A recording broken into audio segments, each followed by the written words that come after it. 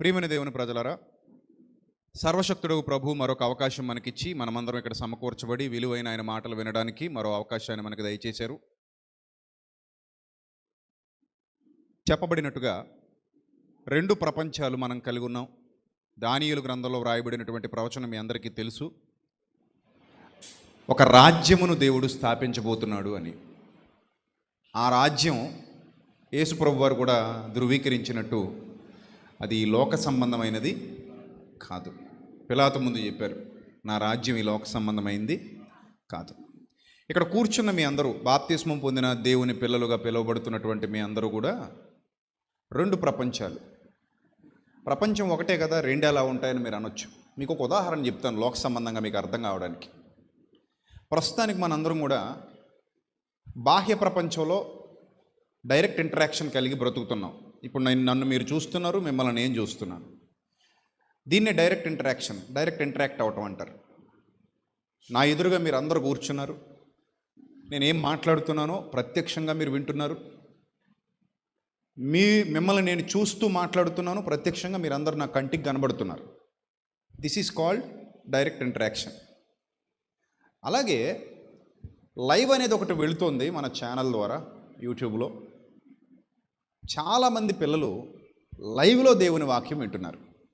అంటే వాళ్ళు నన్ను చూస్తున్నారు, నేను వాళ్ళని చూడలేకపోయినా వాళ్ళందరూ నన్ను చూస్తున్నారు. నేను చెప్పేది వాళ్ళు వింటున్నారు, వాళ్ళు అర్థం చేసుకుంటున్నారు. మీరు స్వీకరించినట్టుగానే లైవ్లో వాళ్ళు కూడా దేవుని వాక్యాన్ని స్వీకరిస్తున్నారు, ప్రభువుని ఆరాధిస్తున్నారు. అంటే ఇక్కడ మనకి రెండు ప్రపంచాలు కనబడుతున్నాయి. ఒకటి ఇంటర్నెట్ ప్రపంచం అయితే, రెండోది మన కళ్ళ ముందు ఉన్నటువంటి ప్రత్యక్ష ప్రపంచం. ఈరోజు చాలామంది ప్రత్యక్ష ప్రపంచం కంటే ఇంటర్నెట్ ప్రపంచంలో ఎక్కువ సమయం గడుపుతున్నారన్నది తాజా నివేదికల సారాంశం. రోజు మన మొబైల్ చెక్ చేసుకుంటే ఫేస్బుక్లో ఎంతసేపు ఉంటున్నాం, వాట్సాప్లో ఎంతసేపు గడుపుతున్నాం, ఇన్స్టాగ్రామ్లో ఎంతసేపు గడుపుతున్నాం, యూట్యూబ్లో ఎంతసేపు గడుపుతున్నాం, ఇవన్నీ కూడా మన మొబైలే మనకి చెక్ చేసి చూపిస్తుంది. This is your mobile using time అన్నట్టు మీ ఇంటర్నెట్ యూజింగ్ టైం ఎంత, మీ మొబైల్ యూజ్ చేస్తున్నటువంటి సమయం ఎంత, మీ బ్రౌజింగ్ హిస్టరీ, మీ బ్రౌజింగ్ సమయం, ఎంత సమయం మీరు ఇంటర్నెట్లో గడిపారు. అంటే అదొక ప్రపంచం అయిపోయింది ఈరోజు. అక్కడ లైకులు ఉంటున్నాయి, అక్కడ కామెంట్లు ఉంటున్నాయి, అక్కడ మాట్లాడుకుంటున్నారు, అక్కడ ఇంటరాక్ట్ అవుతున్నారు. ఆ ప్రపంచంలో చాలా సమయం గడిపేస్తున్నారు. ఏమ right are wrong? Right. So అంటే రెండు ప్రపంచాలు మన కంటికి కనబడుతున్నాయి. ఒకటి బాహ్యంగా కంటికి కనబడుతున్నటువంటి ప్రపంచం అయితే, రెండోది కనిపించని పరోక్ష ప్రపంచం. ఆ పరోక్ష ప్రపంచంలోనూ మనుషులు బతుకుతున్నారు, కాలం గడుపుతున్నారు. ప్రత్యక్ష ప్రపంచంలోనూ మనుషులు బతుకుతున్నారు, కాలం గడుపుతున్నారు. ఇదే విషయాన్ని దేవుడు రెండుగా విభజించి, ఒకటి బాహ్య ప్రపంచం అయితే రెండోది ఆత్మ సంబంధమైనది, ఆత్మ సంబంధమైన రాజ్యము. అందుకే నా రాజ్యము ఈ లోక సంబంధమైనది కాదు. అక్కడే మీకు అర్థమైపోవాలి, యేసు ప్రభు వారి మాటల్లోని ఆంతర్యం మీకు అర్థం కావాలి.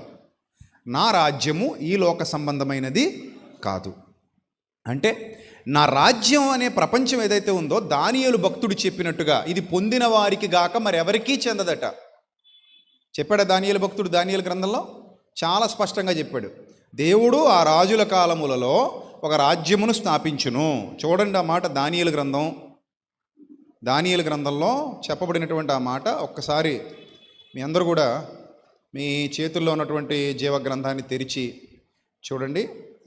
దానియేలు గ్రంథం 2వ అధ్యాయము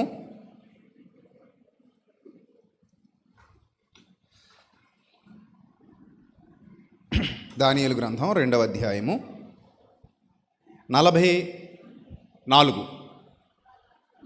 దానియేలు గ్రంథం 2వ అధ్యాయము 44 చదవండి జాగ్రత్తగా. ఏముంది అక్కడ? ఆ రాజుల కాలములలో పరలోకమందున్న దేవుడు ఒక రాజ్యము స్థాపించును. పరలోకమందున్న దేవుడు ఒక రాజ్యము స్థాపించును. ఏ రాజుల కాలములలో? పైన చెప్పబడినటువంటి 4 రాజ్యాలు. ఆ రాజుల కాలములలో పరలోకమందున్న దేవుడు ఒక రాజ్యమును స్థాపించును. ఆ రాజ్యము దానికెన్నటికీ నాశనం అయితే కలగదు, ఎప్పటికీ ఉంటుంది. కానీ అది ప్రత్యక్ష రాజ్యం కాదు. అది గుర్తుపెట్టుకోవాలి మీరు. దానికి ఎన్నటికీ ఏం కలగదు? నాశనం కలగదు. నెక్స్ట్, ఆ రాజ్యము దాని పొందిన వారికి గాక మరెవ్వరికి చెందదు. అదొక్కటి అండర్లైన్ చేసుకోండి. ఈ సంఘము లేదా దేవుని రాజ్యము రెండు ఒకటే. చాలాసార్లు చెప్పాను మీకు. ఇప్పుడు మీరు ఏదైతే కూర్చున్నారో, ఎక్కడైతే కూర్చున్నారో, ఇది దేవుని రాజ్యం, అది దేవుని సంఘం, క్రీస్తు సంఘం, అది దేవుని రాజ్యం అని పిలువబడుతోంది బైబిల్ ప్రకారంగా. ఈ రాజ్యం అట ఎవరు పొందుకున్నారో వారికి మాత్రమే చెందేటువంటి రాజ్యం. అది పొందిన వారికి గాక మరెవ్వరికి చెందదు. ఎవరు పొంది ఉన్నారో వారికి మాత్రమే చెందేటువంటి రాజ్యము దేవుని సంఘము. అంటే అంగీకరించిన వారు తప్ప మిగిలిన వాళ్ళు ఎవరూ అనుగ్రహంలోనికి రారు. ఎంత ఫ్రీడమ్ ఇచ్చాడంటే బలవంతం ఏమీ లేదు ఇక్కడ. ఇష్టమైతే అంగీకరించవచ్చు, ఇష్టం లేకపోతే తృణీకరించవచ్చు. నమ్మడం, నమ్మకపోవడం, విశ్వసించకపోవటం దేవుడు మానవులకు వదిలేశాడు. ఎవ్వరిని దేవుడు బలవంత పెట్టలేదు. ఎవ్వరిని బలవంతంగా ఆయన నమ్మాలని చెప్పలేదు. ఎవరిని బలవంతంగా ఆయన్ని వెంబడించాలని చెప్పలేదు. సో నీ ఇష్టపూర్వకంగా నువ్వు దేవుని సన్నిధికి రావాలి తప్ప, నీ ఇష్టపూర్వకంగా నువ్వు ఆయన రాజ్యంలో కొనసాగాలి తప్ప దేవుని యొద్ద నుండి ఎలాంటి బలవంతం లేదు. ప్రభు కూడా ఎప్పుడూ ఎవరిని బలవంతం చేయలేదు. ఎందుకంటే మనిషికి దేవుడు స్వేచ్ఛనిచ్చాడు. ఆదాం మొదలుకు నేటి వరకు ఎప్పుడూ బలవంతం లేదు. పండు తినొద్దు అన్నాడు తప్ప తినకుండా చేయలేదు. ఆయన తినొద్దు అని మాత్రమే చెప్పాడు. అంటే తినే అవకాశాన్ని ఆదాం చేతుల్లోనే పెట్టాడు, తినకూడదనే అవకాశాన్ని కూడా ఆదాం చేతుల్లోనే పెట్టాడు. డెసిషన్ మంచిది తీసుకో అని చెప్పాడు. అతనికి స్వేచ్ఛను ప్రసాదించాడు. నాటి నుండి నేటి వరకు కూడా స్వేచ్ఛ మనందరి జీవితాల్లో కొనసాగుతూనే వస్తుంది. మనందరం స్వేచ్ఛా జీవులం, తెలుసు మీ అందరికీ. ఇక్కడ మీకేం బలవంతం లేదు. మీరందరూ స్వేచ్ఛగానే ప్రభువును ఆరాధిస్తున్నారు, స్వేచ్ఛగానే ప్రభువును విశ్వసించారు, స్వేచ్ఛగానే ప్రభువులోనికి వచ్చారు. ఆ స్వేచ్ఛను ఇప్పటికీ మీరు కలిగి ఉన్నారు, ఎప్పటికీ మీరు కలిగి ఉంటారు. కాబట్టి ప్రియమైన దేవుని సంఘమా, మీరందరూ గుర్తించండి, దేవుడు ఏర్పాటు చేసినటువంటి ఈ రాజ్యం లోక సంబంధమైనది కాదు. ఇది పొందిన వారికి గాక మరెవరికి చెందదు. ఉదాహరణకి నేను చాలాసార్లు చెప్పాను, మీరు ఇప్పుడు రోడ్డు మీదకి వెళ్ళి బస్ స్టాండ్లో నిలబడితే మిమ్మల్ని చూడగానే మీరు క్రైస్తవులు అని ఎవరు చెప్పలేరు కూడా. అంతే కదా, అవునా కాదా? మీరు ఇప్పుడు రోడ్డు మీదకి వెళ్ళి నిలబడితే మిమ్మల్ని చూడగానే వీళ్ళు క్రైస్తవులు అని ఎవరైనా చెప్తారా? చెప్పగలరా? చెప్పలేరు. సో అంటే ఎవరికి తెలియదు. అది పొందిన వారికి గాక మరి ఎవరికి చెందదు. అంటే ఈ ప్రపంచంలో నువ్వు కూడా ఒక భాగమై ఉన్నప్పుడు నువ్వు క్రైస్తవుడివని, క్రైస్తవురాలివని నిన్ను చూడగానే చెప్పేటువంటి పరిస్థితి అయితే ఎప్పటికీ ఉండదు. అది మగవాళ్ళైనా ఆడవాళ్ళైనా. అది దేవుడు కోరుకోలేదు కూడా.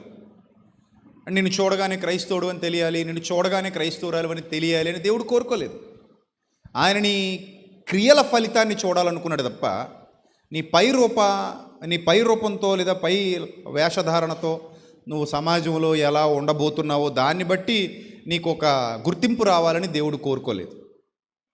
ఇక రెండోది మరో విషయం మీరు గమనించగలిగితే ఎప్పుడైతే మీరు బయట సమాజంలోనికి వెళ్ళి బయట సమాజంలో కలిసిపోయి బయట సమాజంలో ఉంటారో ఎవరూ మిమ్మల్ని క్రైస్తవులుగా గుర్తించలేరనేది ఎంత సత్యమో, అలాగే ఇప్పుడు మీరందరూ ఇక్కడ కూర్చున్నారు. ఇక్కడ కూర్చున్నంత మాత్రాన మీరందరూ క్రైస్తవులు అని నిర్ధారించడానికి రూల్ ఏమైనా ఉందా, అవకాశం ఏమైనా ఉందా అంటే అది కూడా లేదు. అంటే ఇప్పుడు సంఘంలో కూర్చున్న వారందరూ దేవుని పిల్లలే, క్రైస్తవులే, విశ్వాసులే అనటానికి ఎలాంటి నిజ నిర్ధారణ లేదు. అంటే మేము వచ్చి కూర్చున్నాం కాబట్టి మేము భక్తులం, మేము వచ్చి కూర్చున్నాం కాబట్టి మేము విశ్వాసులం, మేము అక్కడ కూర్చొని దేవుని మాటలు వింటున్నాం కాబట్టి క్రమం తప్పకుండా ప్రభువుని ఆరాధిస్తున్నాం కాబట్టి మా సమయాన్ని ప్రభు కోసం ఇస్తున్నాం కాబట్టి అని అనటానికి కూడా మన దగ్గర ఏం లేదు, ఆ అవకాశం లేదు. ఎందుకంటే ఆ నిర్ణయం చివరికి చేయాల్సింది ఎవరంటే ప్రభు చేయాలి, దేవుడు చేయాలి ఆ నిర్ణయాన్ని. అంటే మీ హృదయ రహస్యాలు ఎరిగిన వాడు కనుక వీరు నా బిడ్డలు, వీరు నన్ను అనుసరించువారు, వీరు యథార్థవంతులు, వీరు నీతిమంతులు, వీరు నా యందు భయభక్తులు గలవారు వీరు నా మాటకు లోబడేవారు, వీరు నా ఆజ్ఞను అనుసరించి జీవించేవారు. అంటే దీన్ని బట్టి మీకు ఏమర్థమవుతుంది? పొందిన వారికి గాక అది మరి ఎవరికిని చెందదు. ఇప్పుడు నువ్వు విశ్వాసివా కాదా నిన్నే పరీక్షించుకోమన్నాడు తప్ప పక్కన ఎవరినో పరీక్ష చేయమని అడగలేదు, చెప్పలేదు అలా మనకైనా. మీరు విశ్వాసులై ఉన్నారో లేదో మిమ్మల్ని మీరే శోధించుకొని మిమ్మల్ని మీరే ఏం చేసుకోవాలన్నాడు? పరీక్షించుకోవాలి తప్ప పక్కనున్న వాళ్ళని అడగండి నేను విశ్వాసినా కాదా అని, ఎదురుగా ఉన్న వాళ్ళని అడగండి నేను విశ్వాసినా కాదా అని ప్రభు మనకి చెప్పలేదు. సో దీని అంతటిని బట్టి సంఘము మరో ప్రపంచము అనేది స్పష్టమవుతుంది. రెండు ప్రభుత్వాలు కలిగి ఉన్నాం మనం. ఒకటి భౌతికమైన ప్రభుత్వం, ఆ ప్రభుత్వంలో మన ప్రధానమంత్రి నరేంద్ర మోదీ గారు, మన దేశ ప్రధానమంత్రి. అది భౌతిక ప్రభుత్వం. కానీ ఆత్మీయ ప్రభుత్వంలో మన రాజు సర్వశక్తుడైన ప్రభువు. ఇది మన ఆత్మీయ రాజ్యం. ఇది భౌతిక రాజ్యం. ఇది భౌతిక రాజ్యం. భౌతిక రాజ్యానికి కట్టుబడి ఉన్నాం, ఆత్మీయ రాజ్యానికి కట్టుబడి ఉన్నాం. కైసరుకు పన్నించటం న్యాయమా కాదా అని అడిగినప్పుడు ప్రభు అన్నారు, కైసరివి కైసరికి ఇచ్చేయండి, దేవునివి దేవునికి ఇచ్చేయండి. కైసరివి కైసరికి చెల్లించండి, ఎందుకంటే కైసరు ప్రభుత్వంలో లోక సంబంధంగా మీరు అందరూ ఉన్నారు కాబట్టి కైసరు మాటకు విధేయులు అవ్వండి, కైసరుకు కూడా లోబడండి. సో కైసరివి కైసరుకి, దేవునివి దేవునికి, అంటే ప్రభువి ప్రభుకి చెల్లించండి. అంత స్పష్టంగా యేసుక్రీస్తు ప్రభు వారు నేర్పించారు. రెండు రాజ్యాలు ఉన్నాయి. పిలాతు ముందు నిలబడ్డప్పుడు నాకు ఇంత గొప్ప అధికారం ఉందన్న సంగతి నీకు తెలుసా, నేను ఇంత గొప్పవాడిని అన్న సంగతి నీకు తెలుసా యేసు ప్రభువు అని అడుగుతున్నాడు పిలాతు. అవసరమైతే నిన్ను విడిపించగలను లేదా నిన్ను శిక్షించగలను, ఐ హ్యావ్ దట్ ఎబిలిటీ అని ప్రభువుని శాసిస్తున్నప్పుడు ప్రభు అన్నారు, పిలాతు పైనుంచి నీకు అధికారం అనుగ్రహింపబడకుంటే నువ్వేమీ చేయలేవు. అంటే ఇక్కడ మనం మరో విషయాన్ని గమనిస్తున్నాం. అదేంటంటే ఒకవేళ లోక ప్రభుత్వంలో మనం భాగస్థులం అయినప్పటికీ అంతిమ అధికారం, అంతిమ తీర్మానం, అంతిమ నిర్ణయం ఎవరిదంటే దైవానిది. అనగా ఆత్మ సంబంధమైన రాజ్యాన్ని నడిపిస్తున్న పరలోకమందున్న దేవునిది. ఆయన రాజులను నియమించువాడు, అవసరమైతే రాజులను తొలగించువాడు, అధికారం ఇచ్చేవాడు, అధికారాన్ని తీసివేయగల సమర్థుడు. ఎందుకంటే ప్రాణాలే ఆయన చేతిలో ఉన్నాయి. జీవం ఎవరి చేతిలో ఉంది? దేవుని చేతిలో ఉంది. దేవుడు జీవాధిపతి కనుక జీవం ఆయన చేతిలో ఉంది కనుక ఒక మనిషిని నిలబెట్టాలన్నా ఆయనే నిలబెట్టగలడు, తీసేయాలన్నా ఆయనే తీసేయగలడు. కాబట్టి ఈ విషయాన్ని మీరు అందరూ దృష్టిలో పెట్టుకుంటే, ఈ విషయాన్ని మీరు అందరూ చక్కగా శ్రద్ధగా ఆలోచన చేయగలిగితే రాజ్యము లేదా సంఘము అది మరో ప్రపంచము, మరో ప్రపంచము. రెండు ప్రపంచాలు మనం ప్రస్తుతం కలిగి ఉన్నాం. అందుకే మీకు ఉదాహరణ కూడా చెప్పాను. మొబైల్ ప్రపంచం వేరు, డైరెక్ట్ ప్రపంచం వేరు. ఇంటర్నెట్ జీవితం వేరు, మామూలు జీవితం వేరు. అలాగే భౌతిక జీవితం వేరు, ఆత్మ సంబంధమైన జీవితం వేరు. ఇప్పుడు మీరు రెండు జీవితాలు కలిగి ఉన్నారు, రెండు కుటుంబాలు. ఒకటి భౌతిక కుటుంబం, రెండోది ఆత్మ సంబంధమైన ఆత్మీయ కుటుంబం.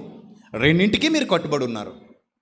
శరీరము నిష్ప్రయోజనం, అది మట్టిలో కలిసిపోతుంది, మన్నైనది వెనుకటి వలె మన్నైపోతుంది. కానీ ఆత్మకు చావు లేదు. ఇది కూడా మీరు ఎన్నోసార్లు నేర్చుకున్నారు. ఆ మరణం తర్వాత మీరు మరో ప్రపంచాన్ని, మరో లోకాన్ని చూడబోతున్నారు. దాన్ని ఇప్పుడే అనుభవిస్తున్నారు, దాన్ని ఇప్పుడే రుచి చూస్తున్నారు. ఇక్కడ ఇది దానికి బయానా లాంటిదన్నమాట. అంటే మీరు ఆల్రెడీ సంఘంలోనికి వచ్చారు అంటే, అందుకే సంఘాన్ని ఏమన్నాడంటే పరలోక రాజ్యము అన్నాడు. ఏ రాజ్యం అన్నాడు? అలాగే బైబిల్లో భూలోక రాజ్యం అని కూడా రాయబడింది. సాతాను చూపించిందట యేసుప్రభు వారికి. ఏం చూపిందట? ఏమని వ్రాయబడింది మీకు లోకసువార్త 4వ అధ్యాయంలో? భూలోక రాజ్యములన్నిటినీ, వాటి మహిమను, వాటిని ఆయనకు చూపింది అన్నాడు. అంటే భూలోక రాజ్యాలు ఎలాగైతే ఉన్నాయో పరలోక రాజ్యాలు లేవు, కానీ రాజ్యం ఒకటి ఉంది. అది పరలోక రాజ్యము, ఇది భూలోక రాజ్యాలు. యేసు ప్రభు వారు పరలోక రాజ్యం కట్టడానికి వస్తే, నిలబెట్టడానికి వస్తే, సాతాను యేసు ప్రభు వారికి భూలోక రాజ్యాలు చూపించిందని లోకా గారు రాస్తున్నారు. ఈ భూలోక రాజ్యాలన్నింటినీ ఎంతసేపట్లో చూపించిందట? 1 నిమిషంలో చూపించిందట. 1 నిమిషంలో చూపించి, నీవు నాకు మొక్కితివా, ఈ అధికారం అంతయు నీదగును. ఇలాగే సాతాను ప్రపంచ ప్రజల్ని మోసగిస్తున్నాడు.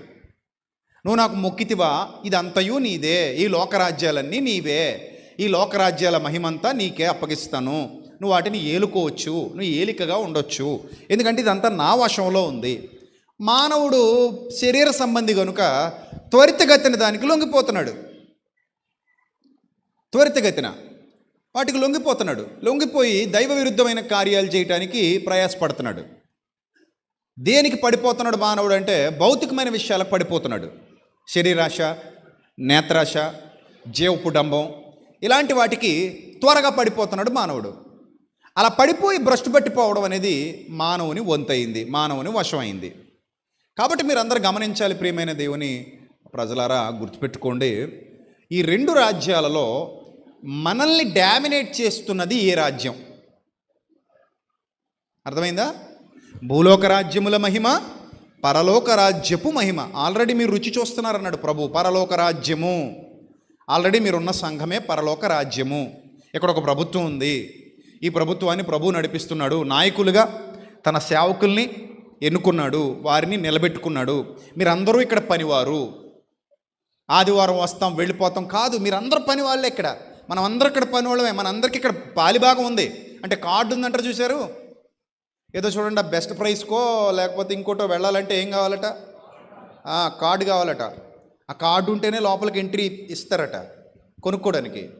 ఆ బెస్ట్ ప్రైస్కి వెళ్ళినా ఇంకోటి ఏదో ఉంది అక్కడ, డీమార్టా, దానికి కూడా కార్డు కావాలా మరి నాకు తెలీదు. కొన్ని షాపుల్లోకి ఎంటర్ అవ్వాలంటే ఏం కావాలి?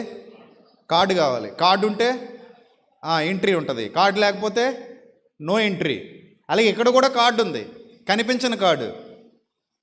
ఇక్కడ నీకు ఫిజికల్ ఎంట్రీ ఉండొచ్చు, బట్ స్పిరిచువల్ ఎంట్రీ రావాలంటే నీ దగ్గర కూడా స్పిరిచువల్ కార్డు ఉండాలి.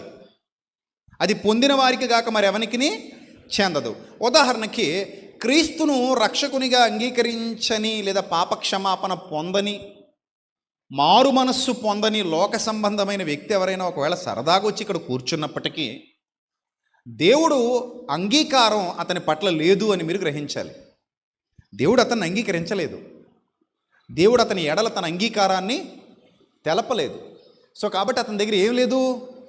మనం అనుకుంటున్నటువంటి ఆ స్పిరిచువల్ కార్డు, ఎంట్రీ కార్డు లేదు. అంటే అతను పరలోక రాజ్య సంబంధి కాదు, లోక సంబంధిగానే మనం అతన్ని భావించాలి, లోక సంబంధిగానే మనం అతన్ని అర్థం చేసుకోవాలి తప్ప ఇతను పరలోక సంబంధి, దేవుని రాజ్య సంబంధి అని మనం చెప్పటానికి వీలు పడదు, వల్ల పడదు. ఇక్కడ ఇది ప్రభు రాజ్యం కనుక, ప్రభు ఎన్నుకున్నది కనుక, ప్రభు మనల్ని ఇక్కడికి నడిపించారు కనుక, ప్రభు వలన మనం అందరం సత్యవాక్యాన్ని విని ప్రభువుని అంగీకరించి సంఘంలోనికి వచ్చి కూర్చున్నాం కనుక ఇక్కడ నీ స్వనిర్ణయాలు చెల్లవు, దేవుని నిర్ణయాలే అంతిమ నిర్ణయాలు. ఇక్కడ నీ సొంత ఉద్దేశాలు చెల్లవు, ఇక్కడ నీ సొంత నిర్ణయాలు చెల్లవు. నువ్వు ఖచ్చితంగా దేవునికి, ఆయన వాక్యానికి, ఆయన మాటకి లోబడాలి. నిర్ణయం ఆయనదై ఉండాలి. నీ సొంత నిర్ణయాలు తీసేసుకోవటానికి కుదరదు. ఇక్కడ ప్రతిదీ దేవుని యందు భయభక్తులు కలిగి సంఘమునకు లోబడి సంఘానికి విధేయత చూపిస్తూ సంఘ కట్టుబాట్లు ఏవైతే ఉన్నాయో దేవుని వాక్యానికి సంబంధించినవి, దేవుని నిర్ణయాలు ఏవైతే ఉన్నాయో వాటికి పరిపూర్ణ విధేయత, పరిపూర్ణంగా లోబడే లక్షణం సంఘంలో ఉన్న ప్రతి సభ్యునికి ఉండాలి. ఇది దైవ నియమం. ఎంత ఖచ్చితమైన నియమాన్ని ప్రభు చేశారంటే, సంఘాన్ని ప్రారంభించిన తర్వాత పరలోక రాజ్యపు తాళపు చెవులు నీకు ఇస్తున్నాను అన్నాడు పేతురుతో మాట్లాడుతూ ప్రభు. ఏ రాజ్యపు తాళపు చెవులటవి? పరలోక రాజ్యపు తాళపు చెవులు. పరలోక రాజ్యపు అనగానే ఏది రాజ్యం ఎక్కడుందని వెతుక్కుంటే బాహ్యంగా మీకు ఎక్కడ బోర్డు కనబడదు. అర్థమైందా? అలా కాదండి, మనం ఇక్కడ బోర్డు పెట్టాం కదండి అంటే, బోర్డు దేనికి పెట్టాం చెప్పండి? చాలా చోట్ల క్రీస్తు సంఘము అని బోర్డు పెడతారు కదా, లేదా దేవుని సంఘము, చర్చ్ ఆఫ్ జీసస్ క్రైస్ట్ పెడతారు కదా, ప్రభు సంఘము, దేవుని సంఘము. ఏ సంఘమైనా సరే ఆయా ప్రభు పేర్లతో సంఘాలు స్థాపించబడినప్పుడు, సంఘాలు కనబడుతున్నప్పుడు, లేదా చర్చిలు నిర్మించుకున్నప్పుడు అక్కడ పెట్టే బోర్డు చూసి ఇదే పరలోక రాజ్యము అనడానికి అవకాశం ఉంటుందా అంటే అస్సలు ఉండదు. ఒక మాట మీకు చెప్పనా, మనం ఎప్పుడైతే ఇక్కడ కూడి ఆరాధిస్తున్నామో ఇక్కడ రాజ్యం ఉంది. ఎక్కడుంది రాజ్యం? మీరెక్కడైతే కూడి ఉన్నారో అక్కడుంది రాజ్యం. ఒక్క మాట చూపిస్తాను. మత్తయి సువార్త 18వ అధ్యాయము, మత్తయి సువార్త 18వ అధ్యాయము, దయచేసి అందరూ తీయండి. మత్తయి సువార్త 18వ అధ్యాయము 20వ వచనం ఒకసారి చదువుదాం. మత్తయి సువార్త 18వ అధ్యాయము 20 వచనం అందరూ చూడాలి. ఏలయనగా ఇద్దరు ముగ్గురు నా నామమున ఎక్కడ కూడి ఉందురో అక్కడ నేను వారి మధ్యన ఉందునని ప్రభు చెప్పారట. ఇద్దరు లేదా ముగ్గురు ఎక్కడ నా నామమున కూడి ఉందురో అక్కడ నేను వారి మధ్యన ఉందునని ప్రభు చెప్పారు. అంటే మీరు జాగ్రత్తగా ఆలోచన చేయండి. మనుషుల గురించి మాడుతున్నాడా, కట్టడాల గురించి మాడుతున్నాడా? ఇప్పుడు ఒక పెద్ద కట్టడం ఉంది, ఆ కట్టడంలో ఎవరూ లేరు, కానీ ప్రభు ఉంటారా? గుర్తుపెట్టుకోండి, ఎవరూ లేని చోట ప్రభు ఉండరు. అర్థమైందా? ఎవరూ లేని చోట ప్రభు ఉండరు. మరి ఎప్పుడు ఉంటారు ప్రభు? ఎక్కడుంటారు ప్రభు? ఎక్కడ సంఘం ఉంటుందో అక్కడ ప్రభు ఉంటారు. ఎక్కడ సంఘం ప్రభువును ఆరాధిస్తుందో అక్కడ ప్రభు ఉంటారు.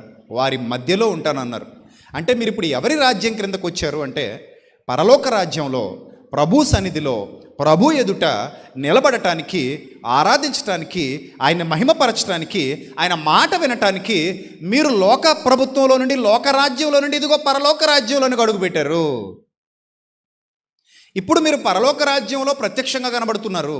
ఇది రాజ్యము, పరలోక సంబంధమైన రాజ్యము. ఇంకా లోతుగా విశ్లేషణ చేస్తే పరలోక రాజ్యం పరలోక రాజ్యం పరలోక రాజ్యం అని ఎందుకన్నాడండి అన్నిసార్లు ప్రభు అని ఆలోచిస్తే, పరలోకానికి పోయేటువంటి రాజ్యం కాబట్టి. కొరింథీ పత్రిక 15వ అధ్యాయంలో స్పష్టంగా ఒక మాట వ్రాయబడింది. అది కూడా మీకు చూపిస్తాను ఈ సమయంలో అవసరం కనుక. చూడండి, కొరింథీలకు రాసిన మొదటి పత్రిక 15వ అధ్యాయము.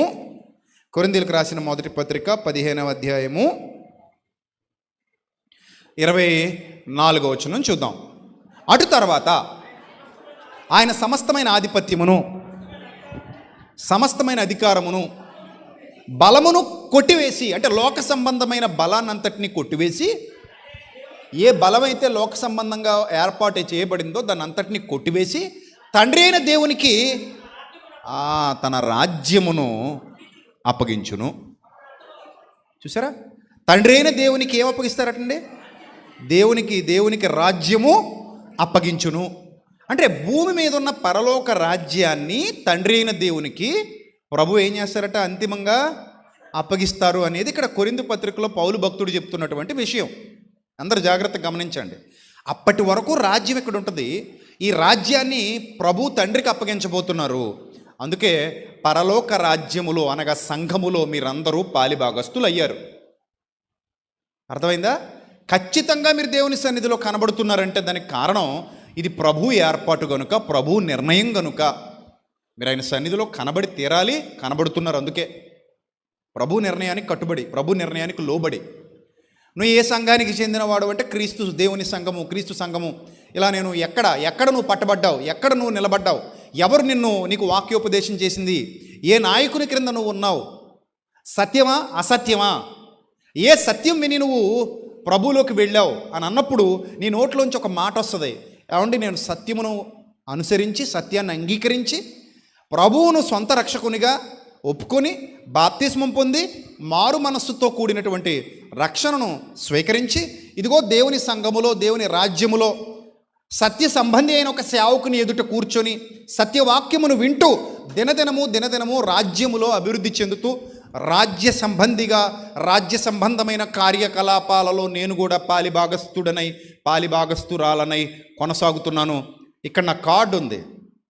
ఇది నా ఎంట్రీ కార్డు ఇచ్చారు నాకు. ఇక్కడ బాప్తిస్మం ద్వారా ఏ కార్డు ఇచ్చారు? ఎంట్రీ కార్డు ఇచ్చారు. నేను ఇక్కడికి వచ్చా, దేవుని సన్నిధిలో కూర్చున్నా. దేవుని అభిషేకం పొందుకున్న, ఆత్మ సంబంధమైన అభిషేకం. ఆ అభిషేకం మీ మీద నిలిచి ఉన్నది అన్నాడు యోహాను పత్రికలో. అది ఆత్మ సంబంధమైన అభిషేకం. అది పొంది ఉన్న వాడనై, పొంది ఉన్న దాననై నేను దేవుని సన్నిధిలో కూర్చున్నాను. ఇది నా రాజ్యము, ప్రత్యేకమైన రాజ్యము. ఇక్కడ నుండే నేను అంగీకరింపబడబోతున్నాను. చూడండి, నేను విమానం ఎక్కాలి, మా ఇంటికి వస్తుందా అది? మరి నేను ఎక్కడికి వెళ్ళాలి? ఎయిర్పోర్ట్కి వెళ్ళాలి, రైటా? నేను ట్రైన్ ఎక్కాలి, మా ఇంటికి వస్తుందా అది? మరి ఏం చేయాలి? రైల్వే స్టేషన్కి వెళ్ళాలి, లేకపోతే నేను ట్రైన్ ఎక్కలేను, అవునా? అలాగే నేను బస్సు ఎక్కాలి, మరి ఏం చేయాలి?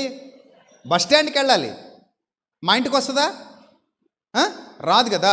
సో కాబట్టి ఇది మీకు బాగా అర్థమైతే, పరలోక రాజ్యము నుండే మనం ఎక్కడికి వెళ్ళబోతున్నాం?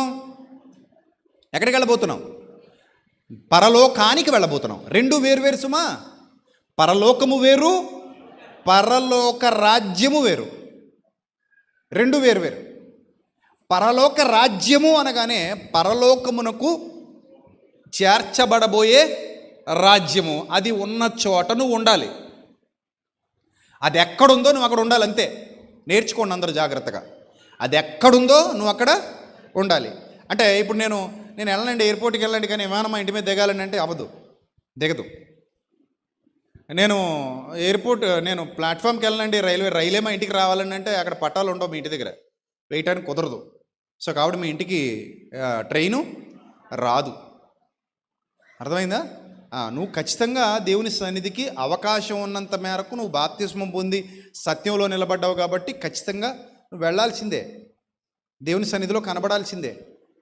దేవుని సన్నిధిలో ఉండి నిత్యజీవం కొరకు చెప్పబడుతున్న వాక్యాన్ని విని ప్రభువును ఆరాధించి ప్రభువును మహిమపరిచి ప్రార్థించి నువ్వు నీ ఇంటికి వెళ్ళాలి. ఆ సమయం ఇచ్చేయాలి ఆయనకి. అందుకే ఒక విషయాన్ని ఇక్కడ స్పష్టం చేశాడు, మనం బ్రతికినంత కాలం కూడుకొనుట మానొద్దు అన్నాడు. హెబ్రీ పత్రికలో వ్రాయబడినటువంటి సందర్భం ఒకసారి చూడండి. హెబ్రీలకు రాసిన పత్రిక 10వ అధ్యాయము, హెబ్రీ పత్రిక 10వ అధ్యాయము 22వ వచనం.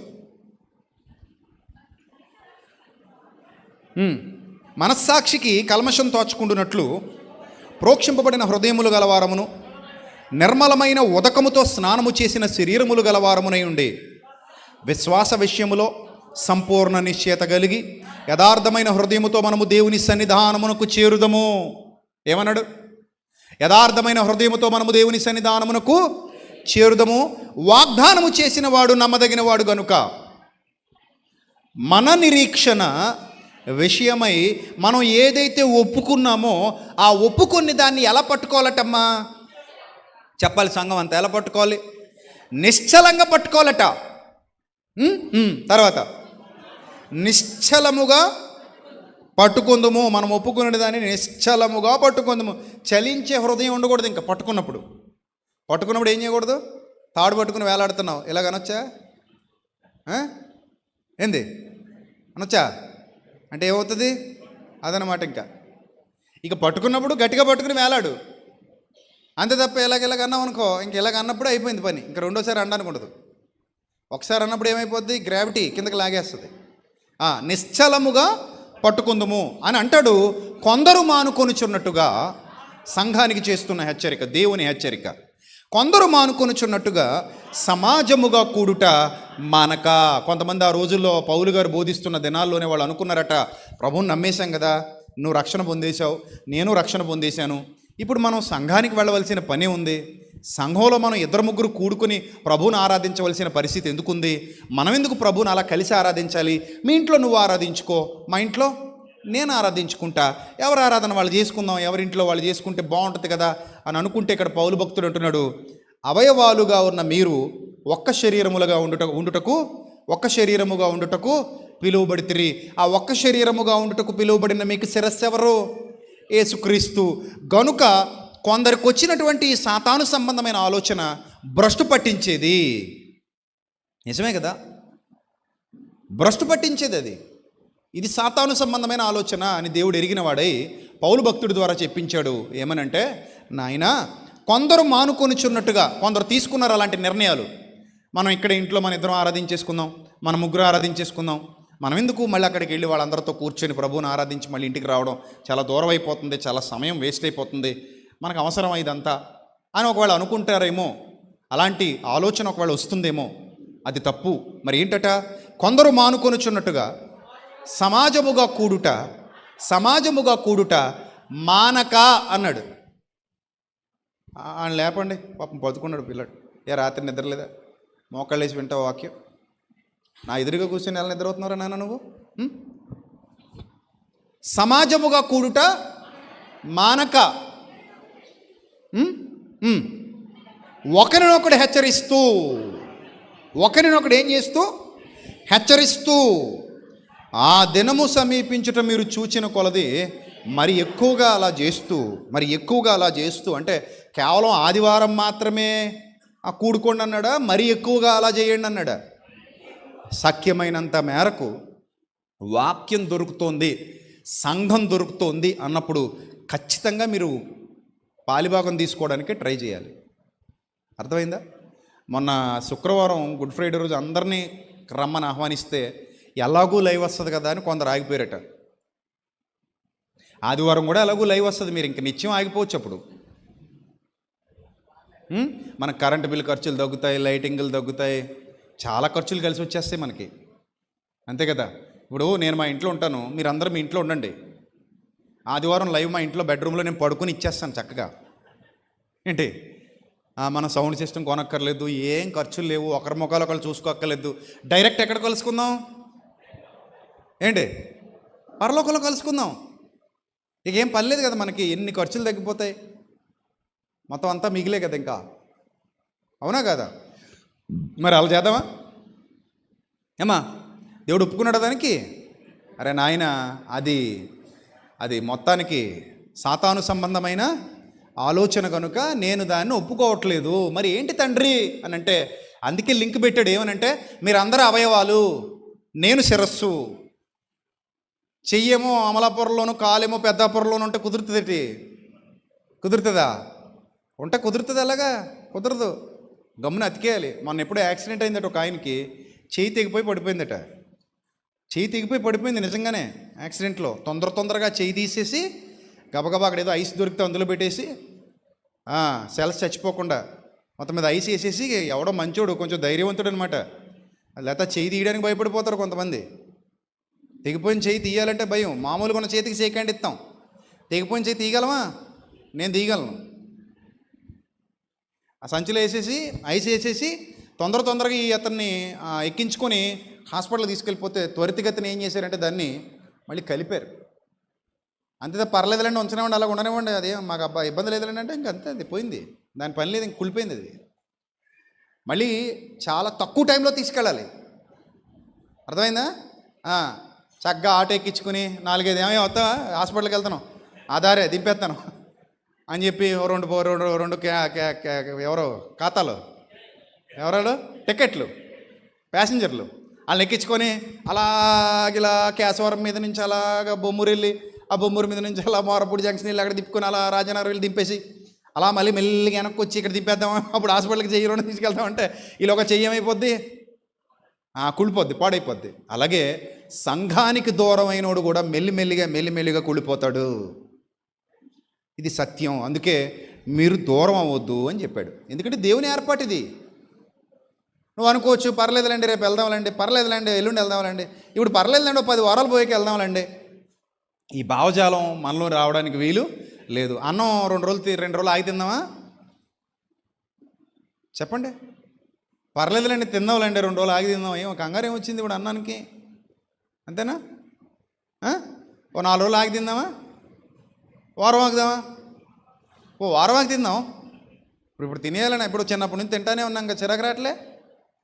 అయ్యో, రోజుకు 3 సార్లు తింటుంటే పళ్ళు మళ్ళీ నమిలి మింగడం, 4తో రుచులు చూడడం చిరాకు వస్తుంది కదా. రోజు తిని వస్తుందా, రావట్లేదా? ఎంతమందికి చిరాకు వస్తుంది చెప్పాలి? ఎంతమందికి చిరాకు వస్తుందని అడిగాను. అర్థమైందా, అర్థం అవ్వలేదా నా ప్రశ్న? అర్థమవుతుంది మీకు, అన్నీ అర్థమవుతుంది, మీరు తెలివైన వాళ్ళు మీరు. సో అన్నం తినడానికి ఒకవేళ చిరాకు వచ్చింది అనుకోండి, రోజు ఏం తింటామండి? బోర్ కొడుతుంది. రోజు ఆ తెల్లగుండే అన్నం, ఆ చపాతీలని, ఆ రాగి జావలని ఏం తాగుతామండి బాబు, చిరాకు వస్తుంది రోజు. ఆ కూరలు ఏం తింటామండి? ఆ చికెన్ అంటే మరీ అసహ్యం మీకు, అసలు తినబుద్ధి కాదు మీకు అసలు. ఆ మటన్లు, చికెన్లు, రొయ్యలు, చేపలు అంటే రాజు చాలా చిరాకు కదా మీకు, అస్సలు తినబుద్ధి కాదు. సో అలాంటివన్నీ ఏం తింటామండి డైలీ? మనకి చిరాకు ఎదురత్నం, అసలు నీకు అసలే చిరాకు.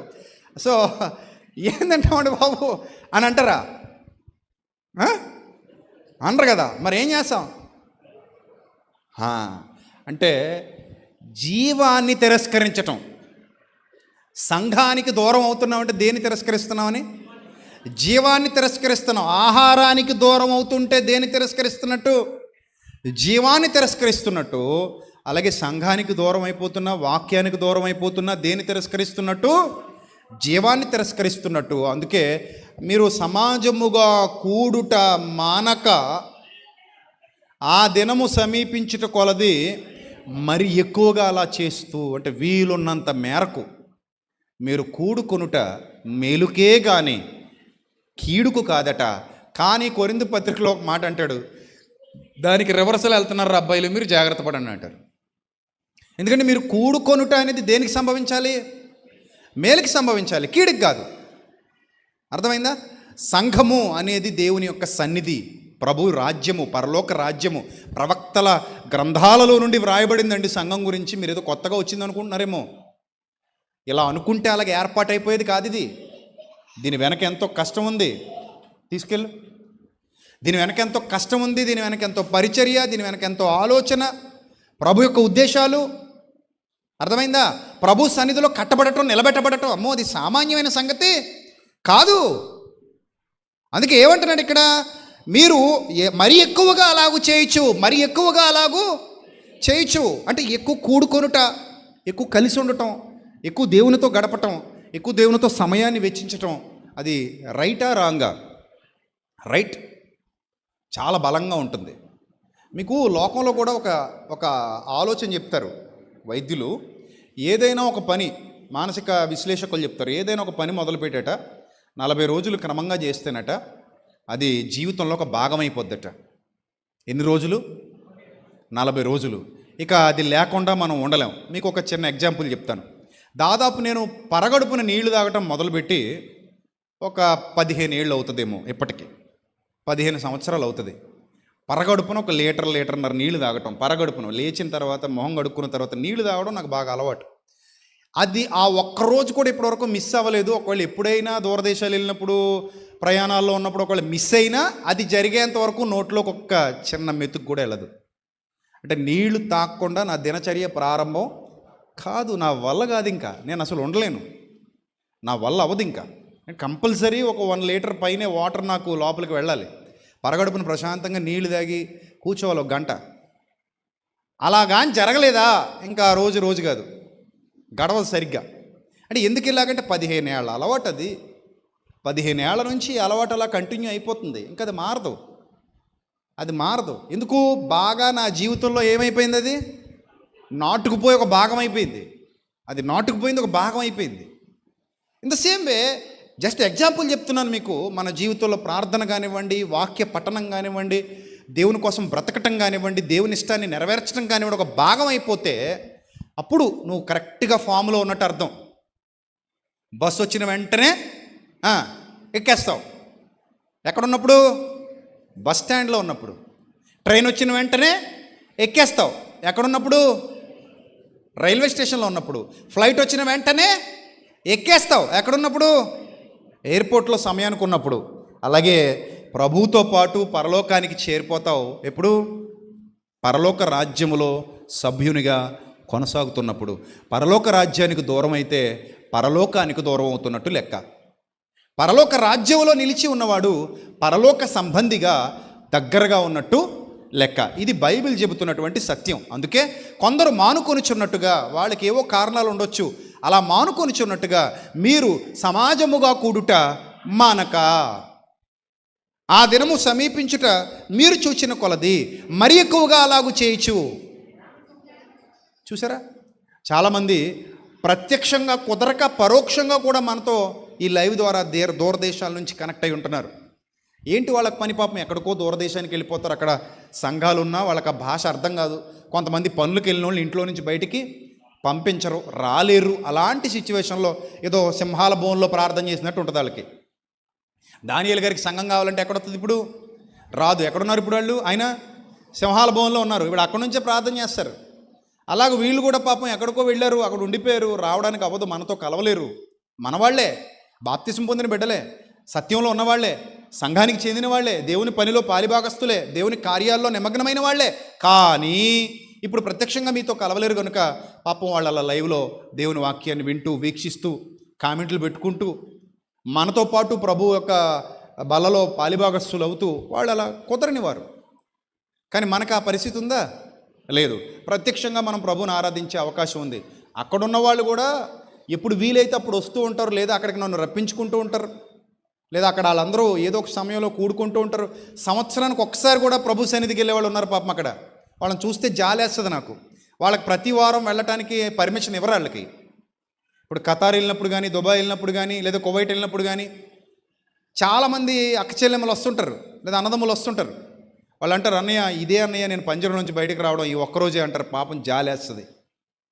ఒక్కరోజే మళ్ళీ మళ్ళీ వాళ్ళు వచ్చే సంవత్సరం దాకా మళ్ళీ వాళ్ళకి సమయం ఉండదు. ఆ క్రిస్మస్ కని జనవరి 1 కని అలాగ అప్పుడప్పుడు వాళ్ళని వదులుతుంటారు.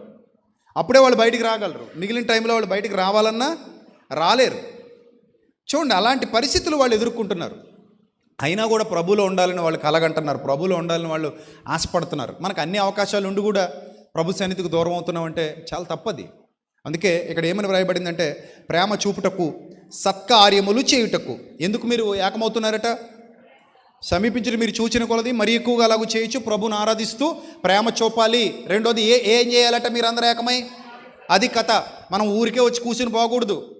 మనకు బాధ్యత ఉంది. ఏంటా బాధ్యత? సత్కార్యాలు చేయాలి. సత్కార్యాలంటే వాక్య సంబంధమైన కార్యాలు. అవి మనందరి ద్వారా జరగాలి. చచ్చిపోయేంత వరకు ఈ పని నీ మీద, నా మీద, మనందరి మీద మోపబడి ఉంది. అర్థమైందా? సత్కార్యములు చేయవలసిన బాధ్యత నీ మీద ఉంది, నా మీద ఉంది, మనందరి మీద ఉంది. ఇది నువ్వు చచ్చేంత వరకు చచ్చేంత వరకు ఇది నీ విధి. నువ్వు చనిపోయేంత వరకు ఇది నీ బాధ్యత. అంటే ఎలాంటి బాధ్యత అంటే విస్మరించటానికి వీలు లేని బాధ్యత. బిడ్డను కన్నావంటే ఏం చేయాలి? ప్రయోజకుడు అయ్యేంత వరకు ఏం చేయాలి? పెంచాలి, పోషించాలి. తప్పదు, ఇంకా తప్పదు. అలాగే కొన్ని బాధ్యతలు ఉంటాయి. వాళ్ళ కడుపున పుట్టామంటే ఇంకా చచ్చేంత వరకు వాళ్ళు మన అమ్మా నాన్నలు, మన బాధ్యత అంతే.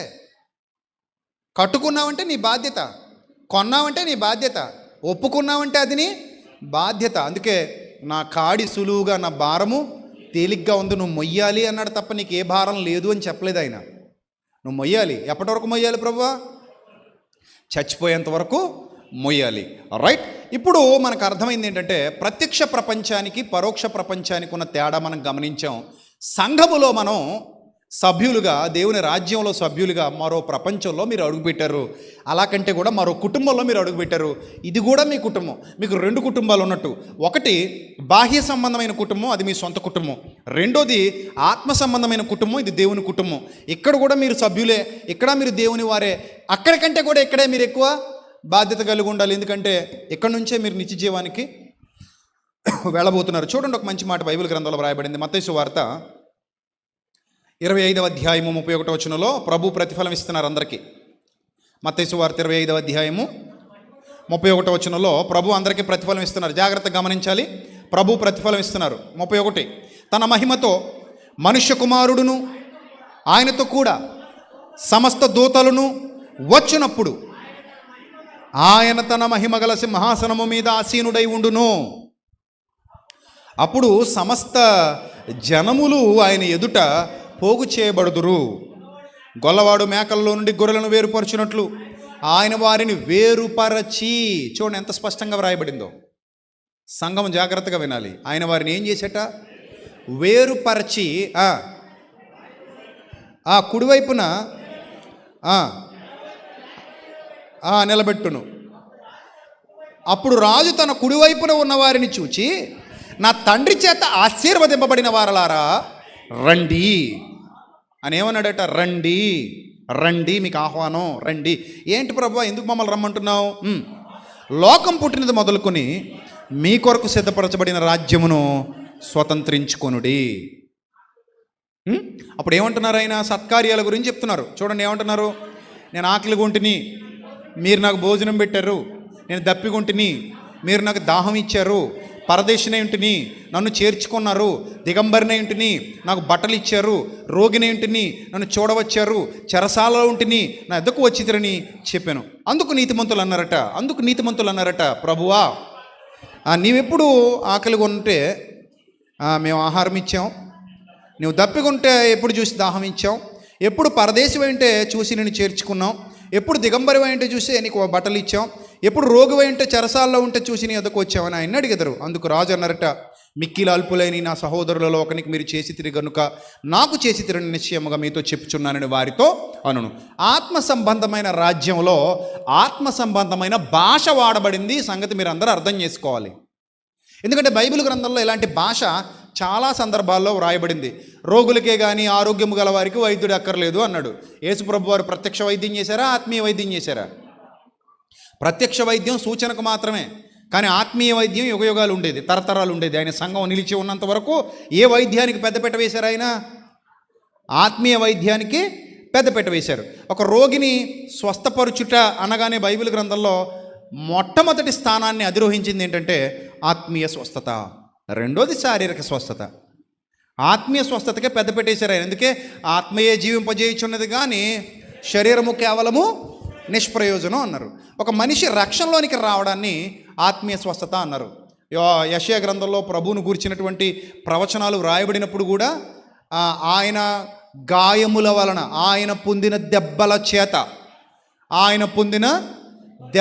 చేత మనకేం కలుగుతుందట? స్వస్థత.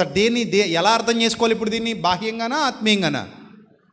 ఆయన పొందిన దెబ్బల వల్ల నీకు ఏ స్వస్థత కలిగింది? నీ పాపం అనే రోగం నుంచి విడుదల కలిగింది. అంటే దాన్ని ఏ స్వస్థత అనాలి?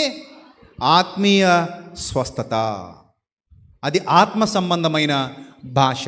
ఇప్పుడు సత్కార్యాల గురించి చెప్తున్నప్పుడు ప్రభు అడుగుతున్నారట. ప్రభు ఏం అడుగుతున్నారంటే బేదలు ఎల్లప్పుడూ మీ వద్ద ఉన్నారన్నాడు. అన్నాడా లేదా? ఈమె నా కొరకు ఒక సత్కార్యం చేసింది, ఒక మంచి కార్యం చేసింది, కానీ బేదలు ఎల్లప్పుడూ మీ వద్ద ఉన్నారు. ఇక్కడ శిష్యుడు అంటున్నాడట పక్క నుండి, అమ్మా ఇంత రేటు ఉన్నదాన్ని తల మీద పోసేవింది, దీనివల్ల ఏంటి ఉపయోగం? ఒక క్షణంలో అయిపోయింది ఇది, ఆయన తల మీద పోసి వృధా చేసావు, దీన్ని అమ్మి ఆ వెల తెచ్చి బీదలకి ఇస్తే బాగుండేది కదా అని ఒక సలహా చెప్తున్నాడు పక్కన దొంగడు. నిజానికి దొంగడు. ఆ సంచిలో వేగినది దొంగిలించుచు వచ్చినటువంటి ఇస్కరియోతు యోధ అక్కడ ఉండి చెప్తున్నాడట, ఎందుకు ఇలా వృధా చేసేసావు? ఈ డబ్బులన్నీ నువ్వు జాగ్రత్తగా బీదలకి ఇచ్చి ఉంటే దట్ ఈస్ బెటర్ కదా, ఎందుకు ఇలా చేసావు అని అడిగాడట. అప్పుడు ప్రభు అన్నారు వెంటనే, నాయన ఒకవేళ బీదలకు సాయం చేయాలనుకుంటే బీదలు ఎల్లప్పుడూ ఉంటారు మీ దగ్గర. ఎల్లప్పుడూ అంటే భూమి నిలిచి ఉన్నంత వరకు ఎవరుంటారు? బేదలు ఉంటారు. కానీ రక్షణ భాగ్యం పొందని బేదల కొరకు ఈమె చేసిన కార్యము అంత భూమి నిలిచి ఉన్నంత వరకు, నా రాజ్యం నిలిచి ఉన్నంత వరకు, సంఘం నిలిచి ఉన్నంత వరకు ఏమవుతుందట? ప్రశంసింపబడే కార్యం చేసింది. నా భూస్థాపన నిమిత్తం జ్ఞాపకార్థంగా ప్రశంసింపబడుతుంది ఈమె చేసిన కార్యము. అంటే మనం కేవలం శరీరం మీద మాత్రమే దృష్టి పెడతాం, కానీ ప్రభు దేని మీద దృష్టి పెట్టమంటున్నారంటే ఆత్మల మీద దృష్టి పెట్టండి. ఎందుకంటే ఒక మనిషి హృదయాంతరాలలో నుండి మార్పు వచ్చినప్పుడు, హృదయాంతరాలలో నుండి అతడు దేవునికి విధేయుడైనప్పుడు, హృదయాంతరాల్లో నుండి అతడు దేవునికి సరెండర్ అయిపోయినప్పుడు అతడు చేసే సత్కార్యాలు చాలా గొప్పగా ఉంటాయి. అంటే మనిషికి మార్పు లోపల నుంచి వస్తేనే ఇంకా బాగుంటుంది తప్ప బయట చేసేది పెద్ద ఎఫెక్టివ్గా ఉండదు. బయట చేసేది వెంటనే మర్చిపోతారు, అంత ఎఫెక్టివ్గా ఉండదు. కానీ లోపల నుంచి వచ్చింది మాత్రం చాలా కాలం పాటు నిలిచి ఉంటుంది. అది చాలా చాలా చాలా ఎఫెక్టివ్గా ఉంటుంది. ఈ విషయాన్ని ప్రభు చాలా స్పష్టంగా తెలియజెప్పారు మనకి. ఇక్కడ కూడా మీరు ఆత్మ సంబంధమైన ఆ భాష మనం చూస్తే, నా తండ్రి చేత ఆశీర్వదింపబడిన వారలారా అన్నాడు. ఇంతకీ ఆశీర్వాదం అనగానే భౌతికంగా తీసుకోవాలా, మళ్ళీ దాన్ని ఆత్మీయంగా తీసుకోవాలా? చెప్పండి. ఆత్మీయంగా తీసుకుంటారా, భౌతికంగా తీసుకుంటారా? ఆశీర్వదింపబడడం అనగానే ఆత్మీయంగానే తీసుకోవాలి. ఎందుకంటే అపోస్తుల కార్యాల్లో వ్రాయబడినటువంటి ఒక మాట చూడండి, 4వ అధ్యాయము. మరల ఇక్కడికి వద్దాం. అపోస్తుల కార్యాలు 4వ అధ్యాయము, క్షమించండి 3వ అధ్యాయము 26వ వచనం. 3వ అధ్యాయము 26వ వచనం, త్వరగా. దేవుడు తన సేవకుడైన యేసుక్రీస్తును పుట్టించి మీలో ప్రతి వాని దుష్టత్వము నుండి మళ్లించుట వలన మిమ్మును ఆశీర్వదించుటకు ఆయనను మొదట మీ వద్దకు పంపెను. ఆశీర్వదించుటకు ఏంటంటే నిజమైన ఆశీర్వాదం చెప్పండి అమ్మా, అందరూ చెప్పాలి. అది గట్టిగా చెప్పండి.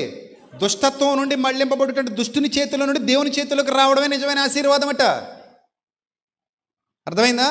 మీకు ఒక 100 కోట్లు ఇచ్చాడు అనుకోండి ఈరోజు ప్రభు, మీరు ఆశీర్వాదం అనుకున్నారనుకోండి, రేపు సాయంత్రంతో మీ టైం అయిపోయింది అనుకోండి, ఏం ఉపయోగం ఉంది చెప్పండి? 100లో ఒకటైనా ఖర్చు పెట్టగలరా?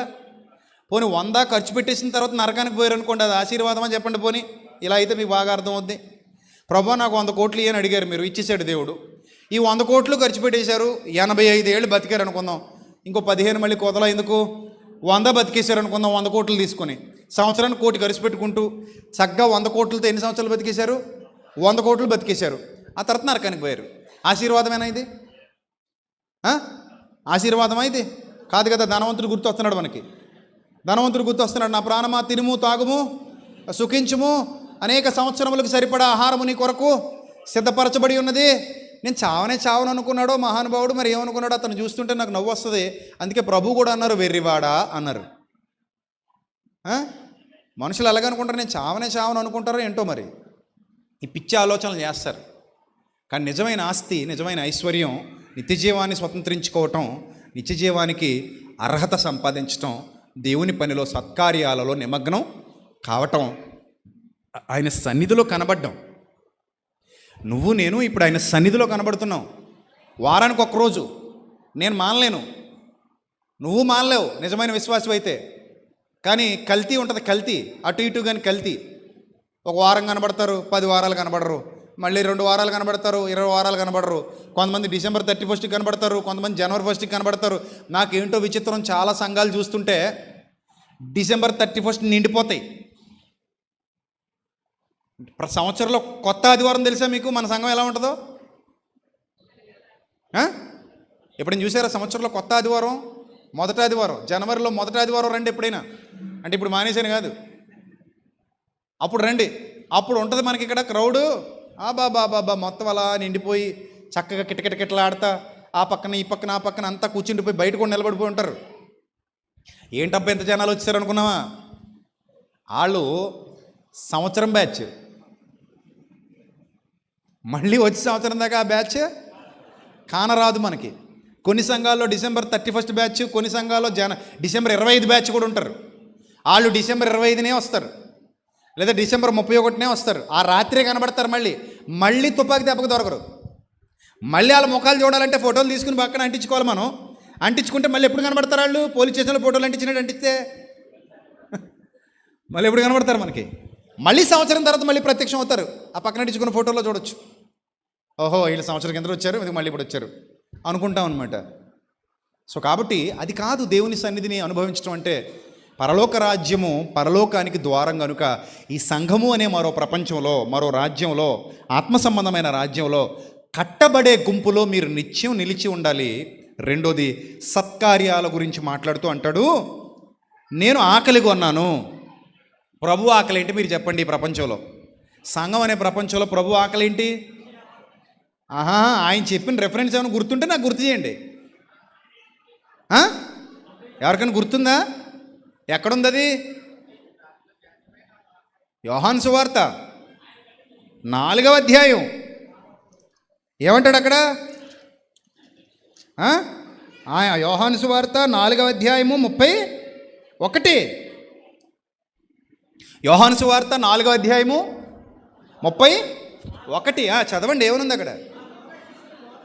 ఆలోగా శిష్యులు, బోధకుడా రెడీ డిన్నర్ రెడీ, లేదా lunch ready, sorry lunch time కదా అది, లంచ్ రెడీ తెచ్చేసాం, బోధకుడా తినేద్దామా అన్నారట.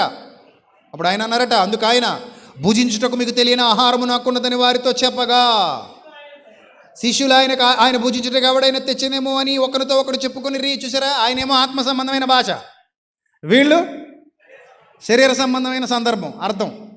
వీళ్ళు శరీర సంబంధంగా అర్థం చేసుకుంటుంటే ఆయన భాష ఏం భాష? ఆత్మ సంబంధమైన భాష మాట్లాడుతున్నారు. జాగ్రత్తగా వినండి. నెక్స్ట్,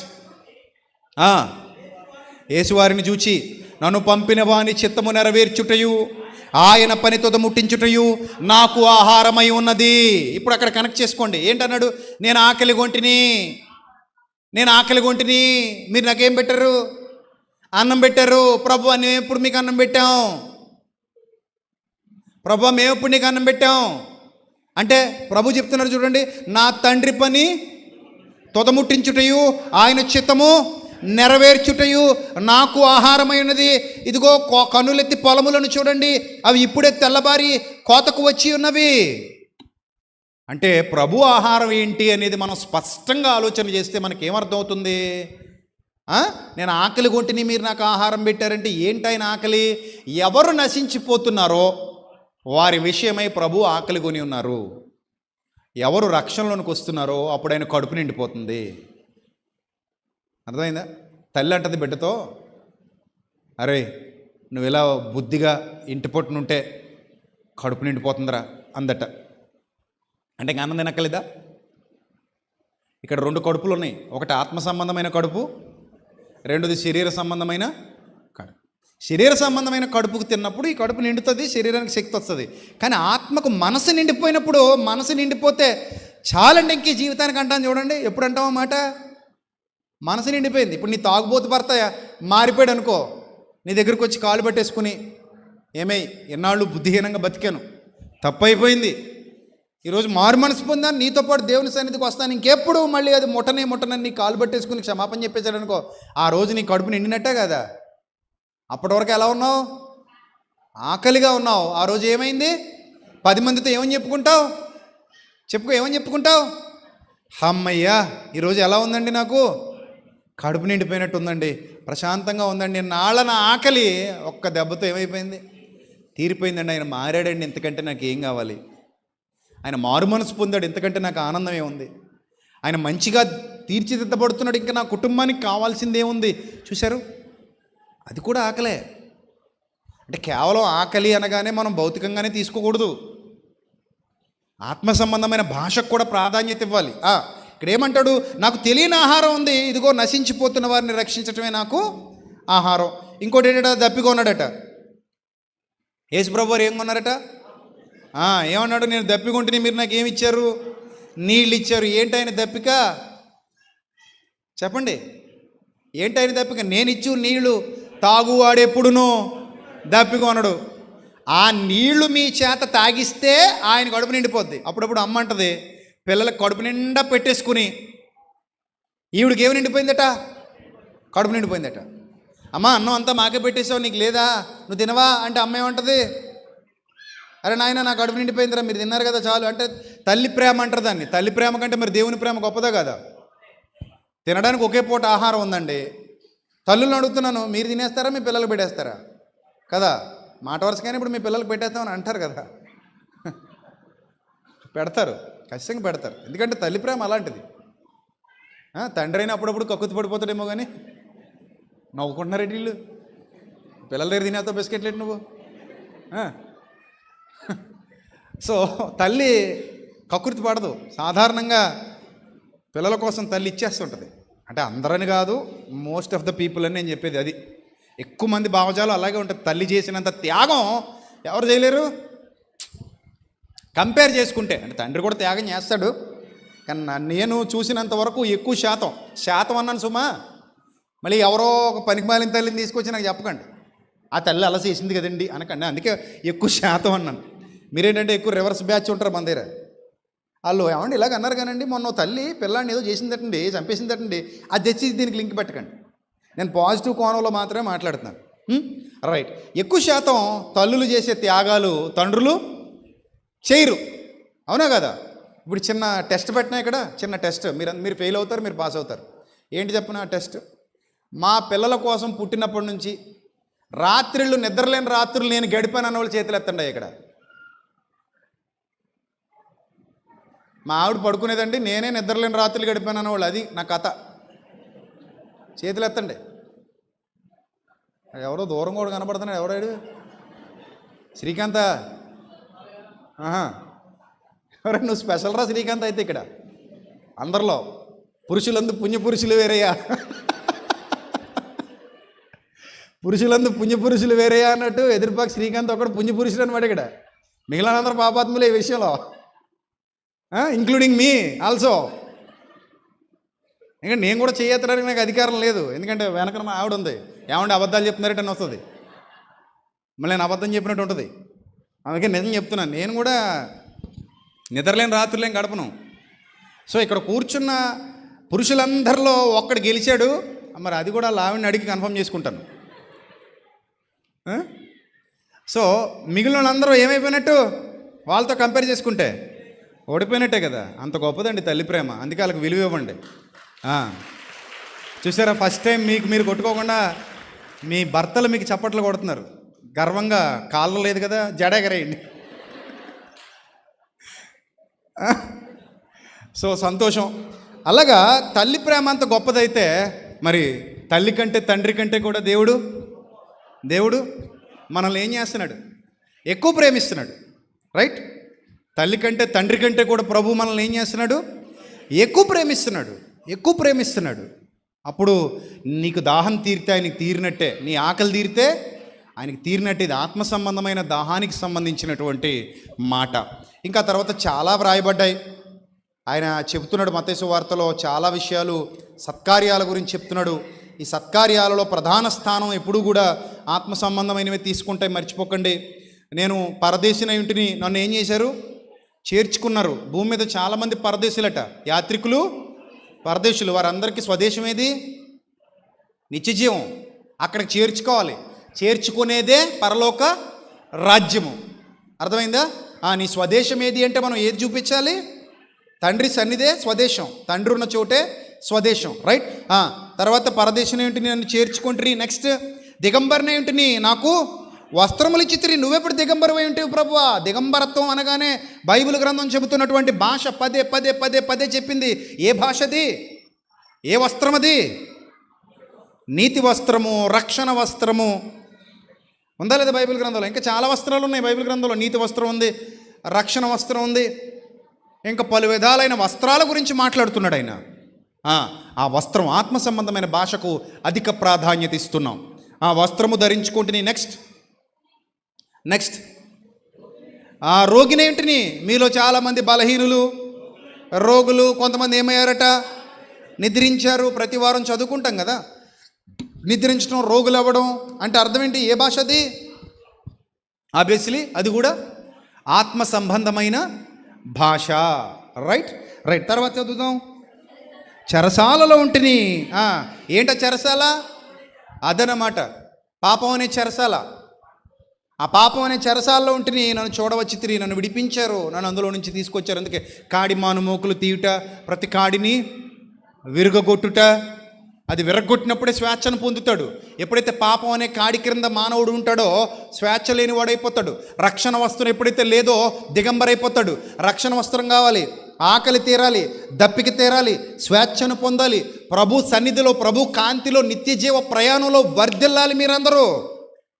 దాన్ని మించిన ఐశ్వర్యం, దాన్ని మించిన ఆస్తి, దాన్ని మించిన దీవెన ప్రపంచంలో మరొకటి ఉందా? మీరు చెప్పండి. లేదు. ఎందుకంటే నువ్వు ఎంత ఆస్తి సంపాదించినా ఈ ఆకాశం క్రింద, భూమి మీద కొంతకాలం మాత్రమే సుఖపడతావు. టైం అయిపోగానే వెళ్ళిపోతావు. ప్రభు ఇంకా చాలా ఉంది ప్రభు అంటే ఉండని, అది అలాగే ఉంటుంది. వాడు అన్నాడట, నా ప్రాణమా తినుము, తాగుము, సుఖించుము. అక్కడ మాట రాయబడింది, చిత్ర విచిత్రమైన మాట. ఏంటా చిత్ర విచిత్రమైన మాట? అధికత. ఎన్ని అనేక సంవత్సరములకు సరిపడా నీకు కావాల్సిన ఆహారము నేనేం చేశాను? రెడీ చేసి దాచా. కొట్లు విప్పా, పెద్ద కొట్లు కట్టించుకున్నా. బీరువా సరిపోవట్లేదు, పెద్ద బీరువా కొనుక్కున్నా. కొట్లు విప్పేశా, పెద్ద కొట్లు కట్టించుకున్నా. అందులో ఇదంతా ఏం చేశా? దాచి ప్రాణంతో చెప్పుకుంటున్నాడట, నీకు ఇంకే ఇబ్బంది లేదు, 3 పూటలు కాకపోతే 30 పూటలు తిను. అనేక సంవత్సరాలకు సరిపడా విస్తారమైన ఆస్తి పోగేశాను అంటే అప్పుడు దేవుడు అన్నాడట, బాబాని తీసుకొచ్చేయండి అమ్మ, టైం అయిపోయింది అన్నాడట. ఏంటట? టైం ఈజ్ ఓవర్, వచ్చాయి అన్నాడట. అలా కాదండి, అలా కాదు, ఇదేంటిది ఇంత తొందరగా, అదేంటిది తూచ్ అంటున్నాడట. ఇక్కడ తూచులు బూచులు లేవు. టైమ్ ఈజ్ ఓవర్, కమ్ పద. తీసుకెళ్ళిపోయాడు. నీవు సిద్ధపరిచినవి ఎవనివగును అన్నాడు. ఎవనమవుతాయి ప్రభు? నా వారసుడు ఎవడైతే ఆడి పక్కడు ఎందుకు అవుతాయి ప్రభు? మా వారసులు ప్రభు. మరి ఆ వారసుడు కూడా ఎలాగనుకుంటే ఆడు వారసుడివి. ఎంతమంది వారసులు ఉన్నారు ఇక్కడ? ఎంతమంది ఉంటే అంతమందికి లెక్కలు తేల్చేస్తాడు ఆయన. ఇప్పుడు ఇన్ని లెక్కలు తేల్చుకొని నిత్య జీవాన్ని కోల్పోయి నిత్య నాశనానికి వెళ్ళిపోవడం వల్ల ప్రయోజనమా? లేదు కదా. అందుకే సత్కార్యము అన్నాడు. ఏ కార్యము? సత్కార్యము చూపుటకు, సత్కార్యములు చేయుటకు మిమ్మల్ని మీరే ఏం చేయాలట? పురికొల్పుకోవాలి. అంటే సంఘమా, దేవుని రాజ్యం అనే ప్లాట్ఫామ్ మీదకి వచ్చావు. ఈ ప్లాట్ఫామ్ మీద ఉన్నప్పుడే నువ్వు గమ్యాన్ని ఏం చేయగలవు? చేరుకోగలవు. అందుకే ఎప్పుడు ప్రాణం పోయినా ప్రభు సన్నిధికి దూరం కాకండి. ఇది నిజం, నిత్య సత్యం. ప్రభు సన్నిధికి ఎవరైతే దూరం అయిపోతారో వాళ్ళు పరలోకానికి ఏమైపోతున్నట్టు? దూరం అయిపోతున్నట్టు. మీ చేతులారా మీ గొయ్యి మీరే తవ్వుకుంటున్నట్టు. దేవుడు నిలబెట్టాడంటే ఖచ్చితంగా నువ్వు నిలబడాలి, నిన్ను దిద్దుకోవాలి, కట్టుకోవాలి. ఎందుకంటే సంఘంలో ఒక చిన్న సిస్టమ్ ఉందట. ఆ సిస్టమ్ ఏంటో కూడా చూడండి, ముగించుకుందాం. మత్తయి సువార్త 18వ అధ్యాయము 15వ వచనం. సమస్యలు రాక మానవు, సమస్యలు అనేవి వస్తుంటాయి. ప్రతి మనిషికి ఏదో ఒక సమస్య సాతాను సృష్టిస్తాడు. సృష్టించకపోతే వాడు సాతాను ఎందుకు అవుతాడు? అవునా కదా? అంతెందుకు, సొంత కుటుంబంలోనే అక్కకి తమ్ముడికి ఏమొచ్చింది? సమస్య వచ్చిందా లేదా? ఎందుకు, ఎవరా అక్క తమ్ముళ్ళు?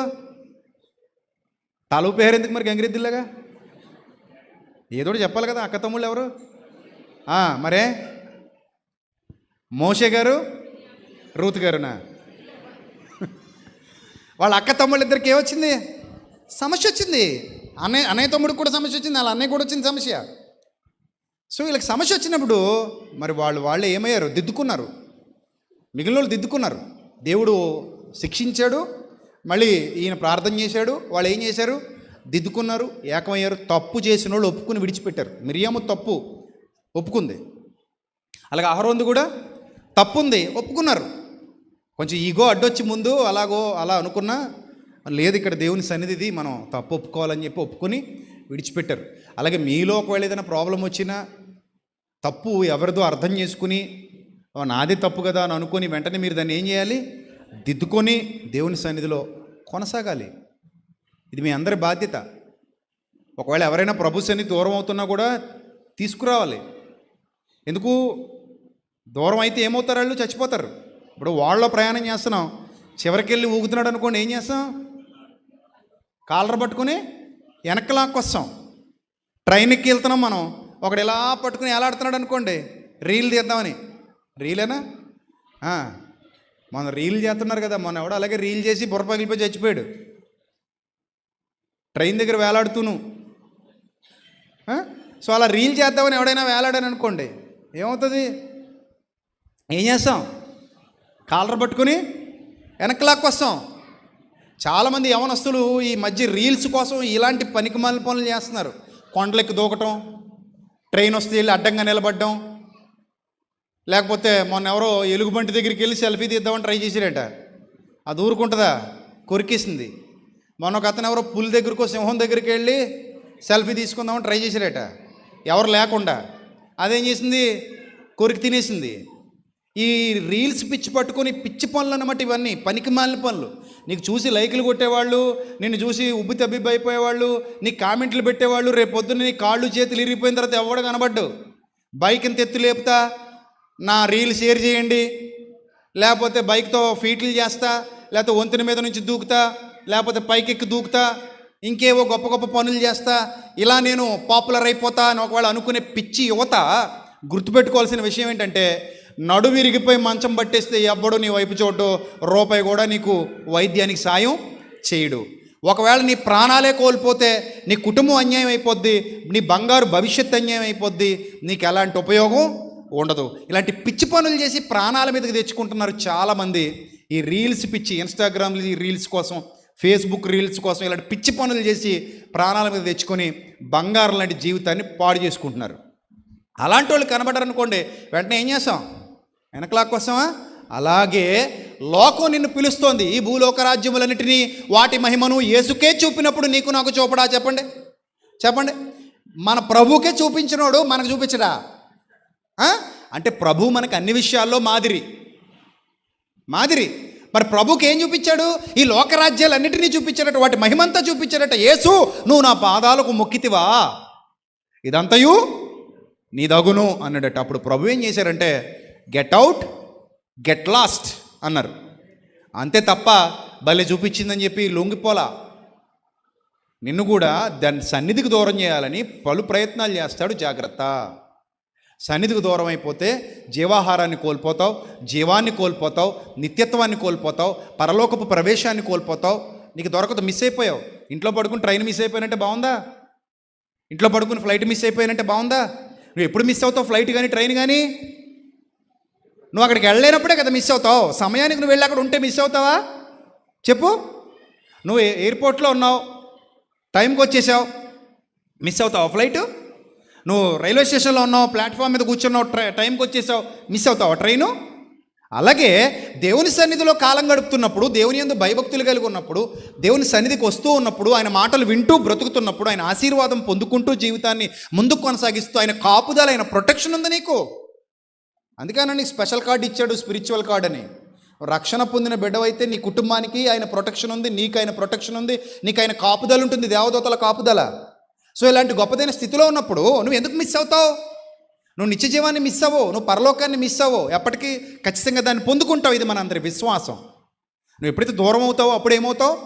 మిస్ అవుతావు. అందుకే చూడండి, మరియు సహోదరుడు 18:15, నీ సహోదరుడు నీ ఎడల తప్పిదము చేసిన ఎడల నువ్వు పోయి మొదట అతడు ఒంటరిగా ఉన్నప్పుడు అతన్ని గద్దించు. గద్దిస్తే వాడికి నచ్చలేదు అనుకో, అతడు నీ మాట వినిన ఎడల నీ సహోదరుని నువ్వేమయ్యావు? సంపాదించుకున్నావు. ఒకవేళ అతడు వినని ఎడల 2-3 సాక్షుల నోట ప్రతి మాట స్థిరపరచబడినట్లు నీవు ఒకరిద్దరిని వెంటబెట్టుకుని అతని యొద్దకు పొమ్ము. అతడు వారి మాటయు వినని ఎడల ఆ సంగతి సంఘానికి తెలియజెప్పు. అతడు సంఘపు మాట వినని ఎడల అతడిని నీకు అన్యుడిగాను సొంకరిగాను ఎంచుకో. దేవుడు చెబుతున్నది ఇది. నువ్వు ఎవరి మాట వినకుండా నేను సత్యానికి సంఘానికి దూరం అవుతాను నా స్వలాభాపేక్ష కోసం అని అనుకున్నప్పుడు ఇదిగో విధి, ఈ విధి చెప్పి అన్నాడు. ఇక అతన్ని నువ్వు అన్యునిగాను సొంకరిగాను ఎంచుకో. ఈ పరిస్థితి మీలో ఎవరికి రాకూడదు, గుర్తుపెట్టుకోండి. అర్థమైందా? ఏం జరిగినా అన్నం మీద కోపగించకూడదు. అవునా? అన్నం మీద కోపం వచ్చింది అనుకో, ఎవరు నష్టపోతారు? చెప్పండి, ఎవరు నష్టపోతారు? మనమే. అలాగే దేవుని మీద కోపగించిన ఎవరు నష్టపోతారు? మనమే. ఎవరో దేవుని మీద కోపగించకూడదు. దేవుని మీద కోపగించడం ఏంటంటే తప్పు కదా. శోధనలు వచ్చినా, కష్టాలు వచ్చినా, కన్నీళ్ళు వచ్చినా నిలబడాలి. ఆయనే మార్గం తెరుస్తాడు. శోధన తప్పించుకునే మార్గం ప్రభువే అనుగ్రహిస్తాడు. అలాగే ఒకవేళ సంఘంలో ఏదైనా సమస్య మీకు వచ్చినా, తప్పు మీదైతే మిరియాము దిద్దుకున్నట్టు, అహరోను దిద్దుకున్నట్టు మీరు ఏం చేయాలి? దిద్దుకోవాలి. లేదంటే మీరు నష్టపోతారు. సాతాను రకరకాల రీజన్స్ ప్రవేశపెడతాడు, రకరకాల రీజన్స్. అర్థమైందా? ఆ రీజన్స్ అన్నీ కారణాలు మనం చూడొద్దు, మనకు అవసరం లేదు అవి. మన ప్రభు నిలబెట్టాడు, సత్యం కావాలి, ప్రభులో ఉండాలి, ప్రభులో వర్దలాలి, ఇది మన బాధ్యత. ఆ తర్వాత చూడండి ఏమంటాడో, భూమి మీద మీరు వేటిని బంధింతురో అవి పరలోకమందు బంధింపబడి. అంటే సంఘం ఒక వ్యక్తిని బంధిస్తే అతను ఎక్కడ బంధింపబడతాడట? తండ్రి సన్నిధిలో బంధింపబడతాడు. దాని అర్థం ఏంటి? ఇక్కడ బంధిస్తే అక్కడ బంధింపబడటం ఏంటండి? బాగా చదవండి ఆ మాట, మళ్ళీ చదవండి ఆ మాట, ముగించుకుందాం. మళ్ళీ చదవండి, ముగించుకుందాం. మీరు భూమి మీద వేటిని బంధింతురో, అదేంటండి? ఇక్కడ బంధిస్తే అక్కడ ఎలా బంధింపబడుతుందండి? ఇక్కడికి అక్కడికి లింక్ ఏంటి అంటే, భూమి మీద అనగానే భూమి మీద ఏముంది? పరలోక రాజ్యం ఉంది. సంఘం గురించి మాట్లాడుతున్నాడు ఇక్కడ. భూమి మీద ఏముంది? పరలోక రాజ్యం ఉంది. అంటే భూమి మీద మీరు వేటిని బంధిస్తారో అవి పరలోకమందు ఆటోమేటిక్గా ఏమవుతాయట? అంటే ఇక్కడ నుంచి అక్కడ కనెక్షన్ ఉందా లేదా? దేంతో ఉంది కనెక్షన్? సంఘముతో. ఫైనల్. గుర్తుపెట్టుకోండి అందరూ, కనెక్షన్ దేంతో ఉంది? సంఘముతో. సంఘముతో.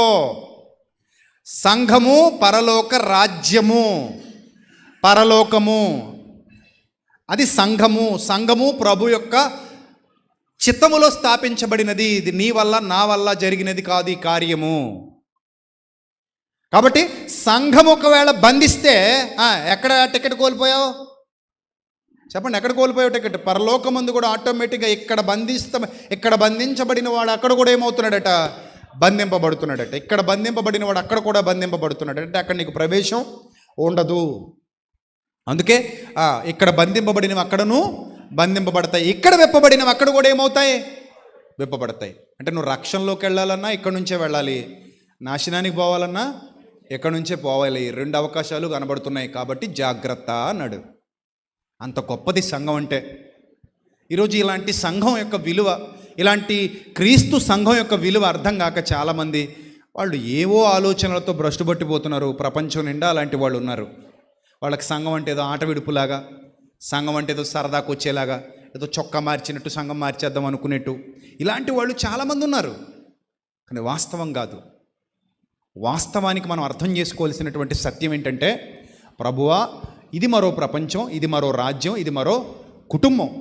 ఈ కుటుంబానికి మీరు నన్ను ఆహ్వానించారు కనుక ఆహ్వానింపబడిన నేను కడవరకు నమ్మకంగా సత్కార్యముల యందు నిలిచి యథార్థంగా పవిత్రంగా నా జీవితాన్ని మీకు సమర్పించి కాపాడుకున్నట్లుగా నాకు నేర్పించండి అనేటువంటి విధేయత మీరందరూ కనపరచాలి. అందుకే ఇక్కడ ఏం రాయబడిందో చూడండి, 19వ వచనం. మరియు మీలో, 19వ వచనం ముగించుకుందాం. మరియు మీలో ఇద్దరు తాము వేడుకొను దేనిని గూర్చి అయినను భూమి మీద అనగా సంఘములో ఏకీభవించిన ఎడలా, అలా ఏకీభవిస్తే అది పరలోకమందున్న నా తండ్రి వలన వారికి దొరుకునని మీతో చెప్పుచున్నాను. ఏకీభవించి అడిగే దానిలో అంత శక్తి ఉంటుంది. సంఘం అంటే చిన్నగా చూడకండి. అందుకే ఇక్కడ ఆమెను అనడం అదృష్టం, ఇక్కడ ఆమెను అనిపించుకోవడం అదృష్టం, ఇక్కడ హృదయపూర్వకంగా ప్రార్థించటం అదొక వరం, అదొక ధన్యత. నువ్వు ఇంట్లో ఏకాంత ప్రార్థన చేసుకో, దానికంటే కూడా సంఘము యొక్క ప్రార్థన, ఏకీభవించి చేసే ప్రార్థనకు శక్తి ఎక్కువ, చాలా ఎక్కువ. అది సంఘం యొక్క గొప్పతనం. బైబిల్ గ్రంథంలో స్పష్టంగా ప్రభువు నోటి వెంట జాలువారిన మాటలు ఇవి. ఎంత స్పష్టంగా రాశాడో చూడండి. మీరు ఇద్దరు తాము వేడుకొని దేనిని గూర్చి అయినను, ఇద్దరు తాము వేడుకొని దేనిని గూర్చి అయినను భూమి మీద ఏకీభవించిన ఎడల అది పరలోకమందున్న తండ్రి వలన, నా తండ్రి వలన మీకు దొరుకునని మీతో చెప్పుచున్నాను. సో అందుకే చాలామంది సంఘం యొక్క ప్రార్థన కోరుకుంటారు. ఎందుకంటే సంఘంలో ఏకీభవించి అడిగేది సత్యము ఉన్న చోట సర్వోన్నతుడైన దేవుడు దానిని అనుమతిస్తాడు, అవకాశం ఇస్తాడు అనే ధైర్యంతో, ఆశతో, తృష్ణతో. అర్థమైందా?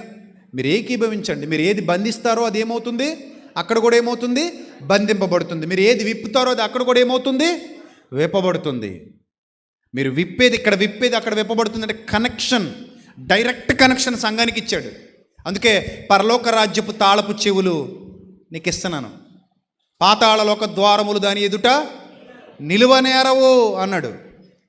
అంత శక్తి ఇచ్చాడు సంఘానికి, అంత బలం ఇచ్చాడు సంఘానికి. ఇది మర్చిపోతున్నావా మనం? దయచేసి ఎవరు మర్చిపోవద్దు. నేను మరలా చెప్తున్నాను, నీకు వీలు కుదిరితే సంఘానికి రావడం కాదు, మరేంటి, వీలు కుదుర్చుకొని దేవుని సన్నిధికి రావాలి. దేవుని నామానికి మహిమ కలుగునుగాక. అర్థమైందా? నాకు వీలు కుదిరినప్పుడు వస్తానండి అనే రూల్ లేదు ఇక్కడ. వీలు కుదిర్చుకొనే నువ్వు దేవుని సన్నిధిలో కనబడాలి. అది నీ బాధ్యత, అది నీ బాధ్యత. ఎందుకంటే ఇది నీ ప్రపంచం, అసలైన ప్రపంచం. ఇది నీ కుటుంబం, అసలైన నిజమైన కుటుంబం. నువ్వు దేవుని సన్నిధిలో ఎదగాలి, వర్ధిల్లాలి. దేవుని దీవెనలు నీ కుటుంబం మీద ఉండాలి, దేవుని ఆశీర్వాదం నీకు మీ కుటుంబం మీద ఉండాలి. ఒకవేళ ఈ లోకంలోనికి వెళ్ళి వస్తూ ఉండగా ఏదైనా మస్టు నిన్ను ఆవరించినా, ఇక్కడ విత్తబడుతున్న వాక్యంతో శుద్ధీకరించబడి కడగబడినవి ఇక్కడి నుంచి మరలా మచ్చలేని మనిషిగా ఏమవ్వాలి, బయటికి వెళ్ళిపోతుండాలి. వాక్యము చేత, ఉదక స్నానము చేత తన్ను తాను ఏం చేసుకున్నట్టు పవిత్రపరుచుకొని ఇక్కడి నుంచి వెళ్ళాలి. నువ్వు ఉదక స్నానము చేత పవిత్రీకరించబడాలి. అలాగా రోజు రోజుకి నువ్వు నీ కుటుంబం అభివృద్ధి చెందాలి. ఈ సంఘం అనే ఈ ప్రపంచంలో, ఈ కుటుంబంలో. అది దేవుని కోరిక. అంతేగాని నాకు డ్యూటీ అండి, లేకపోతే నాకు కుదరదండి, నాకు అలా అండి, నాకు ఇలా అండి, నాకు పెళ్ళుందండి, అక్కడికి వెళ్ళాలండి, ఇక్కడికి వెళ్ళాలండి, నో నో నో నో, అది దేవుని ఎదుట చెప్పడానికి వీలు పడదు. ఇది తప్పదు, దేవుని సన్నిధిది. నువ్వు తప్పకుండా దేవుని సన్నిధిలో ఉండాలి, కనబడాలి. అది నీ బాధ్యత. ఎవరు అలా ఉంటారో వాళ్ళే దీవించబడతారు, వాళ్ళే ఆశీర్వదించబడతారు, వాళ్ళే మరీ ఎక్కువగా ఫలిస్తారు, వాళ్ళే మరీ ఎక్కువగా వర్ధిల్లుతారు ప్రభు సన్నిధిలో. అర్థమైందా? అందుకే అన్నాడు, ఏలయనగా ఇద్దరు ముగ్గురు నా నామముని ఎక్కడ కూడి ఉందురో అక్కడ నేను వారి మధ్యన ఉందునని చెప్పెను. ఒక పంచాయతీ జరిగితేనట, ప్రభు సన్నిధిలో పంచాయతీ, అక్కడ ఉంటున్నట్టు ప్రభు. సంఘం పంచాయతీ చేస్తే ఆ పంచాయతీలు ఎవరు ఉంటారట, ప్రభు ఉంటారట. కానీ విచిత్రం ఏంటంటే మనం పంచాయతీలు సంఘంలో పెట్టాం, ఎక్కడ పెడతాం? అసలు పంచాయతీ రావడమే పెద్ద తప్పు అనుకోండి. ఒకవేళ ఏదైనా ఒకడు మంచోడు ఒకడు చెడ్డోడు ఉన్నప్పుడు వస్తుంది కాబట్టి ఒకళ్ళు వచ్చినా మనం ఎక్కడ పరిష్కరించేసుకోవాలి వాటిని? మనలో మనం పరిష్కరించేసుకోవాలి. అర్థమైందా? కానీ మనం ఎవరినో తీసుకొచ్చి అన్యుని కూర్చోబెట్టామనుకోండి, తేడా వచ్చేస్తుంది. అందుకే మీలో మీరు ఎంత జాగ్రత్త గలవారై ఉండాలో చూడండి. ఏదైనా బోట్ ఎక్కామనుకోండి, ఒకడు ఆ మూలకే ఒకడు ఈ మూలకే ఊగుతున్నాడు అనుకోండి, బోటు యజమాని ఏమంటాడు తెలుసా? ఏమంటాడు? పడవ నడిపేవాడు, అరే నాయనా, ఒకడు ఆ మూలకే ఒకడు ఈ మూలకే వెళ్ళకండి, మధ్యలో క్రమంగా కూర్చోండి. ఎందుకట? తిరగబడిపోద్ది. బ్యాలెన్స్ కరెక్ట్గా లేకపోతే బోట్ ఏమైపోద్ది? ఎక్కిన వాళ్ళందరూ మేము కుడివైపున మాకు సెంటిమెంట్ అండి, మేము అందరూ కుడివైపునే కూర్చుంటామని అన్నారు అనుకోండి. అయితే ఈ ఎడం వైపున ఎవడో కూర్చోడా? మాకు కుదరదండి, మాకు ఎడం వైపు నచ్చదండి, మాకు ఒక ఆయన ఉన్నాడండి, ఆయన బాగోదన్నాడండి అని అంటే అప్పుడు ఏం చేస్తాడు? అప్పుడు అందరూ కుడివైపుకి వచ్చేస్తే బోట్ ఏమైపోద్ది? తిరగబడిపోద్ది. పాపికొండలు వెళ్ళినప్పుడు చాలా బోట్లు తిరగబడిపోతాయి. ఎందుకు అనుకుంటున్నారు? చాలామంది కంగారు అయిపోయి మూలకు వచ్చేస్తారు. బ్యాలెన్స్ సెట్ అవుతుంది, కిందేమో ఊగిపోతుంటుంది, అయిపోతారు, మొత్తం పడుకుంటుంది బోటు. విమానంలో కూడా జనం తక్కువ ఉన్నారనుకోండి, అంటే మీరు ఎప్పుడైనా ఫ్లైట్ ట్రావెల్ చేసే వాళ్ళకి అర్థం అవుద్ది. జనం తక్కువ ఉన్నారనుకోండి, సీట్లు మార్చేస్తాడు మొత్తం. సీట్లు మార్చేసి, ఏమంటే మాకు ఈ సీట్ అలాట్ చేశారు కదంటే, ఇది కాదండి, జనం సీట్లు తక్కువ ఉన్నారు, అందుకని ఒకళ్ళు ఇక్కడ కూర్చోండి, ఒకళ్ళు ఇక్కడ, ఒకళ్ళు ఇక్కడ, ఒకళ్ళు ఇక్కడ. ఆ ఎయిర్ హోస్టెస్ వచ్చి బ్యాలెన్స్డ్గా కూర్చోబెడతారు అందరినీ. ఎందుకంటే ఫ్లైట్ చాలా పొడవుగా ఉంటుంది, తగ్గ బరువు ఉండాలి, కరెక్ట్గా ఉండాలి బరువు, అందరూ మూలకు పోకూడదు. ఎందుకంటే గాల్లో ప్రాణాలంటే గాల్లో దీపాలు లెక్కవి. ఇంకెందైనా కొంత గొప్ప అవకాశం ఉంటుంది, అక్కడ ఏదైనా అయితే ఇంకా అవకాశాలు ఏవి ఉండవు. ఇంకా పూర్తిగా మన గుండెకే తీసుకెళ్ళి పైలట్ చేతిలో పెట్టేసినట్టే. అరే నాయన కిందకెళ్ళకి తగిలించుకుంటాను అన్నట్టు ఉంటుంది. ఆడు దింపితే దింపినట్టు, పంపితే పంపినట్టు. ఇంకెక్కడైనా కొంత అవకాశం ఉండదు, ఏదో అద్దంలోంచైనా దూకొచ్చు పోని కుదిరితే. ఇంకా అక్కడ అద్దాలోంచి దూకడానికి అక్కడ ఉండదు, డైరెక్ట్ దూకడమే. అందుకని ఎప్పుడూ అనుకుంటాను, ప్రభు అయినా జరిగితే నీటిలో దింపేసేలా చూడు ప్రభు. పైలట్కి చెప్పే అవకాశం ఉంటే ఏదైనా జరిగితే ఎక్కడ దింపేస్తే బెటరు? కొంచెం నీటిలో దింపేస్తే అవకాశం అయినా ఉంటుంది. ఆ తలుపేదో తీసి బయటపడేసారనుకో మనల్ని, ఆ లైఫ్ జాకెట్ వేసుకుని కాసేపు చేప నోట్లో పడకుండా ఉంటే దేవుడి దయ వల్ల ఈతైనా కొట్టుకుంటాం. అలా దింపకుండా డైరెక్ట్ నేల మీద దింపేసాడు అనుకోండి, ఇంకంతే బొగ్గైపోవడమే. బాగా రిస్క్ అది, ఇదే బెటర్ ఇంకా కొంత. సో కాబట్టి ఈ బ్యాలెన్స్ చేస్తాడు అక్కడ. అలాగే మనం కూడా ఆత్మీయ యాత్రలో అటు ఇటు వెళ్ళిపోకూడదు, అటు ఇటు జారిపోకూడదు, అటు ఇటు దూకేయకూడదు. ఏదేమైనా ఎక్కడ ఉండాలి? ప్లాట్ఫామ్ మీద ఉండాలి. ట్రైన్ ఎక్కాలనుకున్న ప్రతోడు ఎక్కడ ఉండాలి చెప్పండి? ప్లాట్ఫామ్ మీదే ఉండాలి. నేను ట్రైన్ ఎక్కాలనుకుంటున్నానని చెప్పి అడవిలోకి వెళ్ళి పడుకోకూడదు. అడవిలోకి వెళ్ళి పడుకుంటే నువ్వు ఎప్పటికీ ఏం ఎక్కలేవు, ట్రైన్ ఎక్కలేవు, నీ జన్మకి ఎక్కలేవు. ఎందుకంటే ట్రైన్ నీ దగ్గరికి రాదు కాబట్టి. నువ్వే ప్లాట్ఫామ్ మీదకి వెళ్ళి కూర్చో, ట్రైన్ ఎక్కగలవు. అలాగే దేవుని సన్నిధిలో సత్కార్యాలలో నిలబడు. మొన్నవారమే చెప్పాను కదా, వాక్యోపదేశము పొందువాడు ప్రతి సత్కార్యములోను బోధించువాడితో ఏమై ఉండాలట? పాలివాడై ఉండాలి. ఈ రూల్ దేవుడు పెట్టాడు. అంటే ఎవడూ దేవుని పనిలో నుంచి తప్పిపోకుండా దేవుడు ఈ రూల్ పెట్టాడు. ఈ రూల్ నీకు అందరికీ అప్లై అవుతుంది కాబట్టి ప్రతి వాడు దేవుని పనిలో ఉండాల్సిందే. ప్రతి ఒక్కరూ ఆయన సన్నిధిలో కనబడాల్సిందే. ప్రతి ఒక్కరూ ఆయన మార్గాలలో నడవాల్సిందే. నీకు నిత్య జీవం కావాలంటే. లేదు నాకు వద్దులండి, నేను ఎలా అయితే అలా పోతాను అనుకుంటావో అది నీ ఇష్టం. ఇంకా లేదండి నేను మరణానంతరం ప్రభు సన్నిధిలో కనబడాలనుకుంటున్నాను, అదే నా విశ్వాసం, అదే నా బలం, అదే నా భాగ్యం అని ఎవరైతే నమ్ముతున్నారో వారు ఈ హృదయాలలో దేవుడి మాటలు ఫలింపజేయునుగాక. ఆమేన్. తల్ల వంచండి, ప్రార్థన చేసుకుందాం. సర్వశక్తుడ, సర్వోన్నతుడ, దయగల ప్రభు, కృపగల దేవ, సంఘమును మీ శరీరము మీ కుమారుని శిరస్సుగా కలిగి తండ్రి ఇక్కడ నడుస్తూ ఉండగా తండ్రి ప్రభువా, ఈ సంఘములో మేము మరో ప్రపంచంలో అనగా రాజ్యములో కట్టబడి ఉన్నామని, ఈ రాజ్యములో నిలిచి ఉన్నప్పుడే నిత్యజీవాన్ని స్వతంత్రించుకోగలమని, అనేకులు మానుకొనుచున్నట్టుగా సమాజముగా కూడుట మానక ఆ దినము సమీపించుట మరి చూచిన కొలది మరి ఎక్కువగా అలాగూ చేస్తూ మీ సన్నిధి కాంతిలో మేమందరం వర్ధిల్లాలని, మానక ఆలేక స్వలేక ఇప్పుడు మీ సన్నిధిలో పరిగెత్తాలని, మీ సన్నిధికి దూరం అయ్యేటువంటి పాపపు ఆలోచన ఒకవేళ దుష్టుడు మాలో పుట్టిస్తే దానిని మేము సరి చేసుకొని మీ యందు భయభక్తులు కలిగి నిలవాలని తండ్రి మేమందరము గుర్తించినట్లుగా మీ బిడ్డలకు సహాయం దయచేయండి, జ్ఞానం ఇవ్వండి, వివేకం ఇవ్వండి. మీ సన్నిధి కాంతి మీ బిడ్డల మీద ప్రకాశింపజేయమని, మీ సన్నిధాన వర్తనులుగా నిలువబెట్టమని, నడిపించమని, ఘనత మహిమ ప్రభావములు మీకు చెల్లిస్తూ కూడి వచ్చిన బిడ్డలని వారి కుటుంబాన్ని దీవించి ఆశీర్వదించమని ప్రభు ఇంకా అనేక మంది సత్యమునకు లోబడినట్లు, సత్యమునకు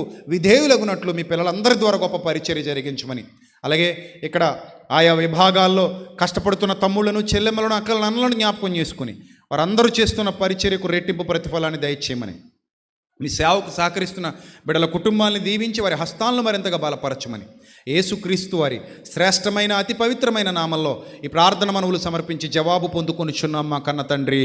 ఆమెన్. అందరికీ వందనాలు. May Lord bless you all. Love you all. Thank you. God bless you.